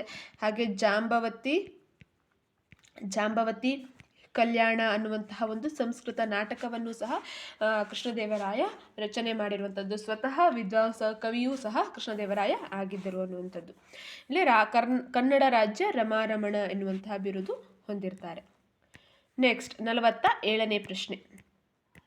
ಕೆಳಗಿನವುಗಳಲ್ಲಿ ತಪ್ಪಾದದನ್ನು ಆರಿಸಿ ಬರೆಯಿರಿ ಎನ್ನುವಂಥದ್ದು. ಶಂಕರಾಚಾರ್ಯರು ಅದ್ವೈತ ಸಿದ್ಧಾಂತ, ಬಸವೇಶ್ವರರು ದ್ವೈತ ಸಿದ್ಧಾಂತ, ಮಧ್ವಾಚಾರ್ಯರು ವಿಶಿಷ್ಟಾದ್ವೈತ ಸಿದ್ಧಾಂತ, ರಾಮಾನುಜಾಚಾರ್ಯರು ಶಕ್ತಿ ವಿಶಿಷ್ಟಾದ್ವೈತ ಸಿದ್ಧಾಂತ ಅನ್ನುವಂಥದ್ದು. ತಪ್ಪಾದ ಜೋಡಿಯನ್ನು ಆರಿಸಿ ಬರೆಯಿರಿ ಅನ್ನುವಂಥದ್ದನ್ನು ಕೇಳಿದ್ದಾರೆ. ಆಪ್ಷನ್ಗಳು ಎ, ಸಿ ಮತ್ತು ಡಿ ತಪ್ಪು. ಆಪ್ಷನ್ 2 ಎ, ಬಿ, ಡಿ ತಪ್ಪು. ಆಪ್ಷನ್ 3 ಬಿ, ಸಿ, ಡಿ ತಪ್ಪು. Option 4 D, B, C option 4 D, B ಮತ್ತು ಎ ತಪ್ಪು ಅನ್ನುವಂಥದ್ದು. ಇವುಗಳಲ್ಲಿ ತಪ್ಪಾದ ಜೋಡಿ ಯಾವುದು? ಸರಿಯಾದಂಥದ್ದು ಅಂದರೆ ಆಪ್ಷನ್ 3 ಬಿ, ಸಿ, ಡಿ ಇದು ತಪ್ಪಾಗಿರುವಂಥದ್ದು. ಆಪ್ಷನ್ 3 ಇದೊಂದು ಜೋಡಿ ತಪ್ಪಾಗಿದೆ. ಬಿ ಅಂದರೆ ಬಸವೇಶ್ವರರು ದ್ವೈತ ಸಿದ್ಧಾಂತ, ಸಿ ಮಧ್ವಾಚಾರ್ಯರು ವಿಶಿಷ್ಟಾದ್ವೈತ ಸಿದ್ಧಾಂತ, ರಾಮಾನುಜಾಚಾರ್ಯರು ಶಕ್ತಿ ವಿಶಿಷ್ಟಾದ್ವೈತ ಸಿದ್ಧಾಂತ ಅನ್ನೋದು ತಪ್ಪು. ಶಂಕರಾಚಾರ್ಯರು ಅದ್ವೈತ ಸಿದ್ಧಾಂತ ಅನ್ನೋದು ಮಾತ್ರ ಸರಿಯಾಗಿದೆ. ಸೊ ಹಾಗಿದ್ರೆ ಸರಿಯಾಗಿರುವಂಥದ್ದು ಹೇಗೆ? ಶಂಕರಾಚಾರ್ಯರು ಅದ್ವೈತ ಸಿದ್ಧಾಂತ ಸರಿ, ಬಸವೇಶ್ವರರು ಅವರ ಒಂದು ಶಕ್ತಿ ವಿಶಿಷ್ಟಾದ್ವೈತ ಸಿದ್ಧಾಂತ ಅಂತ ಕರೀತಾರೆ, ಮಧ್ವಾಚಾರ್ಯರು ದ್ವೈತ ಸಿದ್ಧಾಂತ, ರಾಮಾನುಜಾಚಾರ್ಯರು ವಿಶಿಷ್ಟಾದ್ವೈತ ಸಿದ್ಧಾಂತವನ್ನು ಪ್ರತಿಪಾದನೆಯನ್ನು ಮಾಡಿರ್ತಾರೆ. ಈ ಸರಿಯಾದ ಜೋಡಿಯೂ ಸಹ ನಮಗೆ ನೆನಪಿರಬೇಕು, ಯಾರು ಯಾವ ಸಿದ್ಧಾಂತವನ್ನು ಪ್ರತಿಪಾದನೆ ಮಾಡಿದ್ದಾರೆ ಅನ್ನುವಂಥದ್ದು. ನೆಕ್ಸ್ಟ್ 48ನೇ ಪ್ರಶ್ನೆ. ಏಷ್ಯಾ ಖಂಡದಲ್ಲಿರುವ ಒಟ್ಟು ದೇಶಗಳ ಸಂಖ್ಯೆ. Option 1 54, option 2 46, option 3 48, option 4 39. ಒಟ್ಟು ಏಷ್ಯಾ ಖಂಡದಲ್ಲಿ 48 ದೇಶಗಳನ್ನು ನಾವು ನೋಡ್ಬೋದಾಗಿದೆ. 48 ದೇಶಗಳನ್ನು ಪ್ರಮುಖ 5 ಪ್ರಾದೇಶಿಕ ವಿಭಾಗಗಳನ್ನು ಮಾಡಿದ್ದಾರೆ. ಏಷ್ಯಾ ಖಂಡವನ್ನು 5 ಪ್ರಾದೇಶಿಕ ವಿಭಾಗಗಳು, ನೈಋತ್ಯ ಏಷ್ಯಾ, ಆಗ್ನೇಯ ಏಷ್ಯಾ, ಪೂರ್ವ ಏಷ್ಯಾ, ಮಧ್ಯ ಏಷ್ಯಾ, ದಕ್ಷಿಣ ಏಷ್ಯಾ ಅಂತ ಹೇಳಿ 5 ಪ್ರಮುಖವಾದಂತಹ ಆ ಪ್ರಾದೇಶಿಕ ವಿಭಾಗಗಳನ್ನ ಮಾಡಿ ಒಟ್ಟು 48 ದೇಶಗಳನ್ನು ನಾವು ಏಷ್ಯಾದಲ್ಲಿ ಕಾಣಬಹುದಾಗಿದೆ. ನೆಕ್ಸ್ಟ್ 49ನೇ ಪ್ರಶ್ನೆ. ಶ್ವೇತಖಂಡ, ಹಿಮದ ಮರುಭೂಮಿ, ಶೀತಲ ಖಂಡ ಎಂದು ಕರೆಯುವ ಖಂಡ. ಆಪ್ಷನ್ 1 ಅಂಟಾರ್ಟಿಕಾ ಖಂಡ, ಆಪ್ಷನ್ 2 ಆಸ್ಟ್ರೇಲಿಯಾ ಖಂಡ, ಆಪ್ಷನ್ 3 ಗ್ರೀನ್ಲ್ಯಾಂಡ್, ಆಪ್ಷನ್ 4 ಆಫ್ರಿಕಾ ಖಂಡ. ಹೀಗೆ ಕರೆಯುವಂಥದ್ದು. ಆಪ್ಷನ್ 1 ಅಂಟಾರ್ಟಿಕಾ ಖಂಡವನ್ನು ಈ ಒಂದು ಅನ್ವರ್ಥನಾಮಗಳಿಂದ ಕರೀತಾರೆ. ಶ್ವೇತಖಂಡ ಅಂದರೆ ಬಿಳಿಯದಾದಂತಹ ಖಂಡ, ಹಿಮದ ಮರುಭೂಮಿ, ಶೀತಲ ಖಂಡ ಅಂತ ಹೇಳಿ ಅಂಟಾರ್ಟಿಕಾ ಖಂಡವನ್ನು ಕರೀತಾರೆ. ಕೇವಲ ಸಂಶೋಧನೆಗಾಗಿ ಮೀಸಲಿರುವಂತಹ ಖಂಡ. ಇನ್ನು ಆಸ್ಟ್ರೇಲಿಯಾವನ್ನು ಸಮತಟ್ಟಾದ ಖಂಡ, ಮರುಭೂಮಿ ಖಂಡ ಅಂತ ಹೇಳಿ ಕರೆಯುವಂಥದ್ದು. ಇನ್ನು ಆಫ್ರಿಕಾ ಖಂಡವನ್ನು ಕಗ್ಗತ್ತಲೆಯ ಖಂಡ, ಕೇಂದ್ರೀಯ ಖಂಡ ಅನ್ನುವಂತಹ ಅನ್ವರ್ಥನಾಮಗಳಿಂದ ಕರೀತಾರೆ. ನೆಕ್ಸ್ಟ್ 50ನೇ ಪ್ರಶ್ನೆ. ಆಸ್ಟ್ರೇಲಿಯಾದ ಸಮಶೀತೋಷ್ಣ ವಲಯದ ಹುಲ್ಲುಗಾವಲನ್ನು ಹೀಗೆಂದು ಕರೆಯುತ್ತಾರೆ. Option 1 compass, option 2 savanna, option 3 pampas, option 4 downs ಅನ್ನುವಂಥದ್ದು. ಸರಿಯಾದ ಉತ್ತರ ಇದಕ್ಕೆ ಆಪ್ಷನ್ 4 ಡೌನ್ಸ್ ಅಂತ ಹೇಳಿ ಕರೀತಾರೆ. ಈ ಆಸ್ಟ್ರೇಲಿಯಾ ಖಂಡದ ಸರಿಸುಮಾರು ಮಧ್ಯಭಾಗದಲ್ಲಿ ಮಕರ ಸಂಕ್ರಾಂತಿ ವೃತ್ತ ಹಾದು ಹೋಗಿದೆ. ಮಕರ ಸಂಕ್ರಾಂತಿ ವೃತ್ತದ ಮೇಲ್ಭಾಗ ಉಷ್ಣವಲಯವನ್ನು ತಲುಪಿದ್ರೆ ಕೆಳಭಾಗ ಸಮಶೀತೋಷ್ಣ ವಲಯದಲ್ಲಿ ಇರುವಂಥದ್ದು. ಸೊ ಹಾಗಾಗಿ ಆಸ್ಟ್ರೇಲಿಯಾ ಖಂಡದಲ್ಲಿ ಸಮಶೀತೋಷ್ಣ ವಲಯದ ಹುಲ್ಲುಗಾವಲು ಸಹ ಇದೆ, ಹಾಗೆ ಉಷ್ಣವಲಯದ ಹುಲ್ಲುಗಾವಲು ಇದೆ. ಸಮಶೀತೋಷ್ಣ ವಲಯದ ಹುಲ್ಲುಗಾವಲನ್ನು ಡೌನ್ಸ್ ಅಂತ ಹೇಳಿ ಕರೀತಾರೆ. ಉಷ್ಣವಲಯದ ಹುಲ್ಲುಗಾವಲನ್ನು ಸವನ್ನ ಅನ್ನುವಂಥ ಹೆಸರಿನಿಂದ ಕರೆಯುವಂಥದ್ದು. ಇದನ್ನು ನೆನಪಿಟ್ಕೊಳ್ಬೇಕಾಗತ್ತೆ. ನೆಕ್ಸ್ಟ್ 51ನೇ ಪ್ರಶ್ನೆ. ಕವಿಗಳು ಮತ್ತು ಕೃತಿಗಳನ್ನು ಹೊಂದಿಸಿ ಬರೆಯಿರಿ ಅನ್ನುವಂಥದ್ದನ್ನು ಕೇಳಿದ್ದಾರೆ. ಕವಿಗಳು ಯಾವುದು? ಕಲ್ಹಣ, ಕೌಟಿಲ್ಯ, ಅಶ್ವಘೋಷ, ವಿಶಾಖದತ್ತ. ಕೃತಿಗಳನ್ನ ನೋಡ್ತಾ ಹೋದರೆ ಬುದ್ಧಚರಿತ, ರಾಜತರಂಗಿಣಿ, ಮುದ್ರಾ ರಾಕ್ಷಸ, ಅರ್ಥಶಾಸ್ತ್ರ ಅನ್ನುವಂಥದ್ದು. ಸೊ ಕಲ್ಹಣನ ಕೃತಿ ರಾಜತರಂಗಿಣಿ, ಕೌಟಿಲ್ಯನ ಕೃತಿ ಅರ್ಥಶಾಸ್ತ್ರ, ಅಶ್ವಘೋಷನ ಕೃತಿ ಬುದ್ಧಚರಿತ, ವಿಶಾಖದತ್ತನ ಕೃತಿ ಮುದ್ರಾ ರಾಕ್ಷಸ. ಸೊ ಈಸಿಯಾಗಿ ಆಪ್ಷನ್ಗಳಲ್ಲಿ ನಾವು ಹುಡುಕ್ತಾ ಹೋದರೆ ಕಲ್ಹಣ ಬಿ ಅನ್ನುವಂಥದ್ದಿದೆ. ಆಪ್ಷನ್ 4 ಮಾತ್ರ ಇದಕ್ಕೆ ನಮಗೆ ಈಸಿಯಾಗಿ ಉತ್ತರವನ್ನು ಕಂಡುಹಿಡಿಬಹುದಾಗಿದೆ. ಆಪ್ಷನ್ 4 ಇಲ್ಲಿ ಸರಿಯಾಗಿದೆ ಅನ್ನುವಂಥದ್ದು. ಈ ಹೊಂದಿಸಿ ಬರೆಯಿರಿ ಅನ್ನೋದು ಬಂದಾಗ ಯಾವುದೋ ಒಂದು ನಮಗೆ ಸರಿಯಾಗಿ ತಿಳಿದಿತ್ತು ಅಂದರೆ ಅದೇ ಉತ್ತರವನ್ನು ನಾವಿಲ್ಲಿ ಹುಡುಕ್ಬೋದು. ಈ ಉಳಿದ 3 ಸಹ ಮೊದಲನೇದಕ್ಕೆ ಎ ಅನ್ನೋದನ್ನು ಕೊಟ್ಟಿದ್ದಾರೆ. ಉಳಿದೆರಡು ಕಲ್ಹಣ, ಬುದ್ಧಚರಿತ ಅನ್ನುವಂಥದ್ದೆಲ್ಲ ಈಸಿಯಾಗಿ ತಪ್ಪು ಅನ್ನೋದು ಗೊತ್ತಾಗುತ್ತೆ. ಹಾಗೆ ಕಲ್ಹಣ ಅರ್ಥಶಾಸ್ತ್ರವೂ ಅಲ್ಲ, ಈಸಿಯಾಗಿ ಅದು ತಪ್ಪು ಅನ್ನುವಂಥದ್ದು ನಮಗೆ ತಿಳಿದು ಬರುತ್ತೆ. ಸೊ ನಾವು ಹುಡುಕಬೇಕಾಗಿರುವಂಥದ್ದು ಯಾವುದು? ಕಲ್ಹಣ ರಾಜತರಂಗಿಣಿ. 2 ಡಿ ಕೌಟಿಲ್ಯ ಅರ್ಥಶಾಸ್ತ್ರ ಅಂತ ಇದೆ. ಅಶ್ವಘೋಷ ಬುದ್ಧಚರಿತ ಅನ್ನೋದಿದೆ. ವಿಶಾಖದತ್ತ ಮುದ್ರಾ ರಾಕ್ಷಸ ಅನ್ನೋದಿದೆ. ಸೊ ಆಪ್ಷನ್ 4 ಇಲ್ಲಿ ಸರಿಯಾದ ಉತ್ತರ ಆಗುತ್ತೆ. ನೆಕ್ಸ್ಟ್ 52ನೇ ಪ್ರಶ್ನೆ. ಋಗ್ವೇದ ಕಾಲದಲ್ಲಿ ತುಂಬಿ ಹರಿಯುವ ಅತಿ ದೊಡ್ಡದಾದ ನದಿ ಎಂದರೆ? ಆಪ್ಷನ್ 1 ಗಂಗಾ ನದಿ, ಆಪ್ಷನ್ 2 ಕಾವೇರಿ ನದಿ, ಆಪ್ಷನ್ 3 ವೃಷಭವತಿ ನದಿ, ಆಪ್ಷನ್ 4 ಸರಸ್ವತಿ ನದಿ. ಸರಿಯಾದ ಉತ್ತರ ಇದಕ್ಕೆ ಆಪ್ಷನ್ 4 ಸರಸ್ವತಿ ನದಿ. ಇದು ಋಗ್ವೇದ ಕಾಲದಲ್ಲಿ ತುಂಬಿ ಹರಿತಾ ಇದ್ದಂತಹ ಒಂದು ಪ್ರಮುಖ ಆದಂತಹ ನದಿ ಆಗಿರುವಂಥದ್ದು. ನಂತರದ ಕಾಲದಲ್ಲಿ ಕಣ್ಮರೆ ಆದಂತಹ, ಈಗಿನ ರಾಜಸ್ಥಾನದ ಭಾಗದಲ್ಲಿ ಇದು ಕಣ್ಮರೆ ಆಯಿತು ಅಂತ ಹೇಳಲಾಗುತ್ತೆ ಸರಸ್ವತಿ ನದಿ. ನೆಕ್ಸ್ಟ್ 53ನೇ ಪ್ರಶ್ನೆ. ಗೃಹ ಕೈಗಾರಿಕೆಗಳು ದೇಶವನ್ನು ಪ್ರಗತಿ ಪಥದತ್ತ ಕೊಂಡೊಯ್ಯುವ ದೀವಟಿಕೆಗಳು ಎಂದು ಹೇಳಿದವರು? Option 1 sir M Visvesvaraya, option 2 Mirza Ismail, option 3 Gandhiji, option 4 Swami ವಿವೇಕಾನಂದರು. ಗೃಹ ಕೈಗಾರಿಕೆಗಳು ಅಥವಾ ಗುಡಿ ಕೈಗಾರಿಕೆಗಳು ಮನೆಯಲ್ಲಿ ಮಾಡುವಂತಹ ಸಣ್ಣ ಪುಟ್ಟ ಕೈಗಾರಿಕೆಗಳು.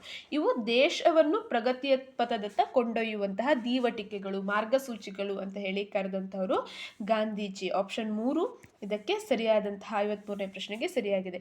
ಗಾಂಧೀಜಿಯವರು ಕೈಗಾರಿಕೆಗಳ ಕುರಿತಾಗಿ, ಅದರಲ್ಲೂ ಗೃಹ ಕೈಗಾರಿಕೆಗಳ ಕುರಿತಾಗಿ ಈ ರೀತಿಯಾಗಿ ಹೇಳಿದ್ದಾರೆ. ನೆಕ್ಸ್ಟ್ 54ನೇ ಪ್ರಶ್ನೆ. 1999ರ ಕಾರ್ಗಿಲ್ ಯುದ್ಧದ ನಂತರ ಅಮೃತಸರದಿಂದ ಪಾಕಿಸ್ತಾನದ ಲಾಹೋರಿಗೆ ಬಸ್ ಯಾತ್ರೆ ಆರಂಭಿಸಿ ಎರಡೂ ರಾಷ್ಟ್ರಗಳ ಸಂಬಂಧವನ್ನು ಉತ್ತಮಪಡಿಸಲು ಪ್ರಯತ್ನಿಸಿದ ಪ್ರಧಾನ ಮಂತ್ರಿಗಳು. ಕಾರ್ಗಿಲ್ ಯುದ್ಧ 1999ರಲ್ಲಾಗುತ್ತೆ. ಭಾರತ ಆ ಕಾರ್ಗಿಲ್ ಯುದ್ಧದಲ್ಲಿ ವಿಜಯಶಾಲಿಯಾಗುತ್ತೆ. ಅದರ ನಂತರ ಭಾರತ ಮತ್ತು ಪಾಕಿಸ್ತಾನದ ಸಂಬಂಧವನ್ನು ಉತ್ತಮಪಡಿಸಲಿಕ್ಕಾಗಿ ಅಮೃತ್ಸರದಿಂದ ಲಾಹೋರ್ಗೆ ಬಸ್ ಯಾತ್ರೆಯನ್ನು ಆರಂಭ ಮಾಡ್ತಾರೆ. ಆ ಆರಂಭ ಮಾಡಿದಂತಹ ಭಾರತದ ಪ್ರಧಾನಮಂತ್ರಿಗಳು ಯಾರು? Option 1 Manmohan Singh, option 2 Atal Bihari Vajpayee, option 3 Indira Gandhi, option 4 Jawaharlal Nehru. ಸರಿಯಾದಂತಹ ಉತ್ತರ ಇದಕ್ಕೆ ಆಪ್ಷನ್ 2 ಅಟಲ್ ಬಿಹಾರಿ ವಾಜಪೇಯಿ. ಇವರು ಭಾರತ ಮತ್ತು ಪಾಕಿಸ್ತಾನದ ಸಂಬಂಧವನ್ನು ಉತ್ತಮಪಡಿಸಬೇಕು ಅನ್ನುವಂತಹ ಒಂದು ಕಾರಣಕ್ಕಾಗಿ ಈ ಲಾಹೋರ್ ಬಸ್ ಯಾತ್ರೆಯನ್ನು ಆರಂಭ ಮಾಡ್ತಾರೆ. ನೆಕ್ಸ್ಟ್ 55ನೇ ಪ್ರಶ್ನೆ. ಜಾಂಬೇಜಿ ನದಿಯಿಂದ ನಿರ್ಮಾಣಗೊಂಡ ಜಲಪಾತ ಇದಾಗಿದೆ. ಆಪ್ಷನ್ 1 ವಿಕ್ಟೋರಿಯಾ ಜಲಪಾತ, ಆಪ್ಷನ್ 2 ನಯಾಗರಾ ಜಲಪಾತ, ಆಪ್ಷನ್ 3 ಏಂಜಲ್ ಜಲಪಾತ, ಆಪ್ಷನ್ 4 ಲಿವಿಂಗ್ಸ್ಟನ್ ಜಲಪಾತ. ಜಾಂಬೇಜಿ ನದಿಯಿಂದ ನಿರ್ಮಾಣಗೊಂಡಂತಹ ಒಂದು ಪ್ರಸಿದ್ಧ ಜಲಪಾತ ಅಂದರೆ ಅದು ಆಪ್ಷನ್ 1 ವಿಕ್ಟೋರಿಯಾ ಜಲಪಾತ. ಈ ವಿಕ್ಟೋರಿಯಾ ಜಲಪಾತ ಜಾಂಬೇಜಿ ನದಿಯಿಂದ ನಿರ್ಮಾಣಗೊಂಡಂತಹ ಒಂದು ಪ್ರಮುಖ ಜಲಪಾತ ಆಗಿದೆ. ನೆಕ್ಸ್ಟ್ ಪ್ರಶ್ನೆ 56ನೇ ಪ್ರಶ್ನೆ.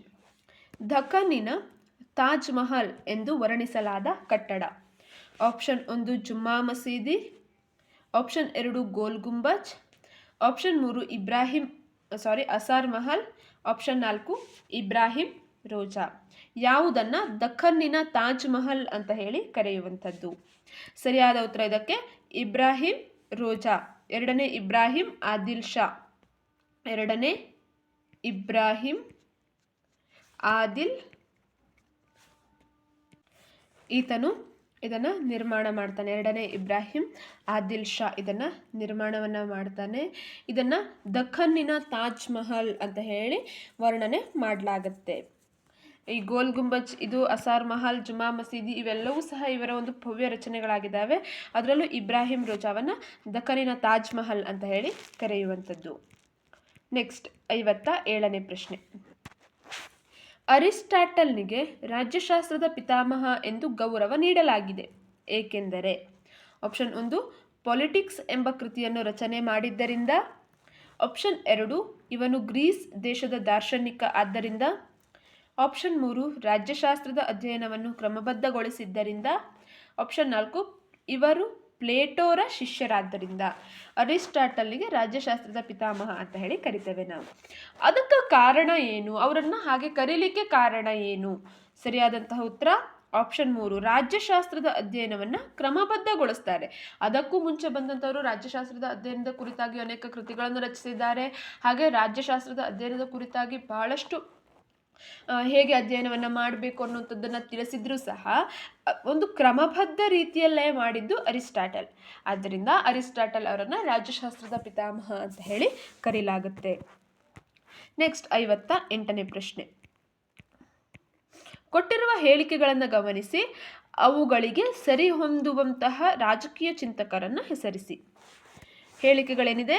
ಪೊಲಿಟಿಕ್ಸ್ ಎಂಬ ಕೃತಿಯನ್ನು ರಚಿಸಿದರು, ಇವರು ಗ್ರೀಸ್ ದೇಶದ ದಾರ್ಶನಿಕರು.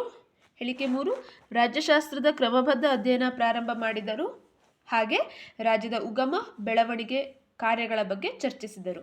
ಈ 4 ಹೇಳಿಕೆಗಳನ್ನ ನೋಡಿ ಅದಕ್ಕೆ ಸರಿ ಹೊಂದುವಂತಹ ರಾಜಕೀಯ ಚಿಂತಕರು ಯಾರು ಅನ್ನುವಂಥದ್ದನ್ನು ಹೇಳಬೇಕು. ಮೊದಲು ಪಾಲಿಟಿಕ್ಸ್ ಎಂಬ ಕೃತಿಯನ್ನು ರಚನೆ ಮಾಡಿದಂಥವ್ರು ಯಾರು ಅನ್ನೋದನ್ನು ತಿಳಿದಿಟ್ಕೋಬೇಕು. ಗ್ರೀಸ್ ದೇಶದ ದಾರ್ಶನಿಕರಾಗಿರ್ತಾರೆ ಅವರು. ರಾಜ್ಯಶಾಸ್ತ್ರದ ಕ್ರಮಬದ್ಧ ಅಧ್ಯಯನವನ್ನು ಪ್ರಾರಂಭ ಮಾಡಿದ್ದಾರೆ ಅವರು. ಹಾಗೆ ರಾಜ್ಯದ ಉಗಮ ಬೆಳವಣಿಗೆ ಕಾರ್ಯಗಳ ಬಗ್ಗೆ ಚರ್ಚೆಯನ್ನು ಮಾಡ್ತಾರೆ. ಇವು 4 ಹೇಳಿಕೆಗಳು. ಅದಕ್ಕಿರುವಂತಹ ಆಪ್ಷನ್ಗಳನ್ನ ನಾವು ನೋಡ್ತಾ ಹೋದರೆ, option 1 Adam Smith, option 2 Plato, option 3 Aristotle, option 4 Woodrow Wilson. So ಇಲ್ಲಿ ಸರಿಯಾದ ಉತ್ತರ ಯಾವುದಾಗುತ್ತೆ? ಅರಿಸ್ಟಾಟಲ್. ಅರಿಸ್ಟಾಟಲ್ ಇದಕ್ಕೆ ಸರಿಯಾದ ಉತ್ತರ. ರಾಜ್ಯಶಾಸ್ತ್ರದ ಪಿತಾಮಹ ಅಂತ ಹೇಳಿ ನಾವು ಕರಿತೇವೆ ಅರಿಸ್ಟಾಟಲ್. ಈ 4 ಹೇಳಿಕೆಗಳು ಪಡುವಂಥದ್ದು ಅರಿಸ್ಟಾಟಲ್ ಅವರಿಗೆ. ನೆಕ್ಸ್ಟ್ 59ನೇ ಪ್ರಶ್ನೆ. ಎ ಪಟ್ಟಿಯಲ್ಲಿ ದೇಶಗಳು ಮತ್ತು ಬಿ ಪಟ್ಟಿಯಲ್ಲಿ ನೀಡಲಿರುವ ದೇಶಗಳ ಶಾಸಕಾಂಗಗಳ ಹೆಸರುಗಳನ್ನ ನೀಡಲಾಗಿದೆ. ಅವುಗಳನ್ನು ಸರಿಹೊಂದಿಸಿ ಬರೆಯಿರಿ. ಎ ಪಟ್ಟಿಯಲ್ಲಿ ದೇಶ, ಬಿ ಪಟ್ಟಿಯಲ್ಲಿ ಅದರ ಶಾಸಕಾಂಗಗಳ ಹೆಸರು. ದೇಶಗಳು ಭಾರತ, ಜರ್ಮನಿ, ಫ್ರಾನ್ಸ್, ಇಸ್ರೇಲ್. ಈ ಕಡೆ ನೀಡಿರುವಂತಹ ಸಂಸತ್ತುಗಳ ಹೆಸರು ಅಂದರೆ ನ್ಯಾಷನಲ್ ಅಸೆಂಬ್ಲಿ, ನೆಸೆಟ್, ಸಂಸತ್ತು, ಬುಂಡೆಸ್ಟ್ಯಾಗ್ ಅನ್ನುವಂಥದ್ದು. ಸೊ ಆಪ್ಷನ್ಗಳು 1 ಅ, 2 ಬ, 3 ಕ, 4 ಡ ಅನ್ನುವಂಥದ್ದು. ಹಾಗೆ ಎರಡನೇದು 1 ಕ, 2 ಬ, 3 ಅ, 4 ಡ. ಮೂರನೇ ಆಪ್ಷನ್ 1 ಕ, 2 ಡ, 3 ಅ, ಹಾಗೆ 4 ಬ ಅನ್ನುವಂಥದ್ದು. ಹಾಗೆ 4 1 ಬ, 2 ಅ, 3 ಡ, 4 ಕ ಅನ್ನುವಂಥದ್ದು. ಸೊ ನಮಗೆ ಭಾರತದ ಒಂದು ಶಾಸಕಾಂಗವನ್ನು ಸಂಸತ್ತು ಅಂತ ಕರಿತೇವೆ ಅನ್ನುವಂಥದ್ದು ಗೊತ್ತೇ ಇದೆ. ಸೊ ಭಾರತ ಸಂಸತ್ತು. ಆಪ್ಷನ್ 4 ಡಿಲೀಟ್ ಮಾಡ್ಬೋದು, ಮತ್ತು 1 ಡಿಲೀಟ್ ಮಾಡ್ಬೋದು. ಉಳಿದವೆರಡೂ ಸಹ ಹಾಗೆ ಇದೆ. ಇನ್ನು ನೆಕ್ಸ್ಟ್ ಉಳಿದಿರುವಂಥದ್ದು ಯಾವುದು? ಜರ್ಮನಿ, ಫ್ರಾನ್ಸ್ ಮತ್ತು ಇಸ್ರೇಲ್. ಜರ್ಮನಿಯ ಒಂದು ಸಂಸತ್ತು ಅಥವಾ ಶಾಸಕಾಂಗವನ್ನು ನಾವು ಬುಂಡೆಸ್ಟ್ಯಾಗ್ ಅಂತ ಹೇಳಿ ಕರಿತೇವೆ. ಸೊ ಇಲ್ಲಿ ಆಪ್ಷನ್ 2 ಸಹ ತಪ್ಪಾಗುತ್ತೆ. ಆಪ್ಷನ್ 3 ಇದೇ ಸರಿಯಾದಂಥದ್ದಾಗುತ್ತೆ. ಮುಂದೆ ನೋಡ್ತಾ ಹೋದರೆ ಫ್ರಾನ್ಸ್ನಲ್ಲಿ ನ್ಯಾಷನಲ್ ಅಸೆಂಬ್ಲಿ, ಇಸ್ರೇಲ್ ನೆಸೆಟ್ ಅಂತ ಹೇಳಿ ಕರೆಯುವಂಥದ್ದು. ಸೊ ಆಪ್ಷನ್ 3 ಏನಿದೆ ಇದಕ್ಕೆ ಸರಿಯಾದಂಥ ಉತ್ತರ ಆಗಿದೆ. ನೆಕ್ಸ್ಟ್ ಕೊನೆಯ ಪ್ರಶ್ನೆ 60ನೇ ಪ್ರಶ್ನೆ. ವಿಶ್ವಸಂಸ್ಥೆಯ ಪ್ರಸ್ತುತ ಮಹಾಕಾರ್ಯದರ್ಶಿ ಯಾರು? Option 1 Ban Ki Moon, option 2 Antonio Guterres, option 3 Kofi Annan, 4 U Thant. ವಿಶ್ವಸಂಸ್ಥೆಯ ಪ್ರಸ್ತುತ ಇರುವಂತಹ ಮಹಾ ಕಾರ್ಯದರ್ಶಿ ಯಾರು ಅನ್ನುವಂಥದ್ದು. ಸರಿಯಾದಂತಹ ಉತ್ತರ ಇದಕ್ಕೆ ಆಪ್ಷನ್ 2 ಆಂಟೋನಿಯೋ ಗುಟೆರೆಸ್. ಇವರು ಪ್ರಸ್ತುತವಾಗಿ ಇರುವಂತಹ ವಿಶ್ವಸಂಸ್ಥೆಯ ಮಹಾ ಕಾರ್ಯದರ್ಶಿಗಳು.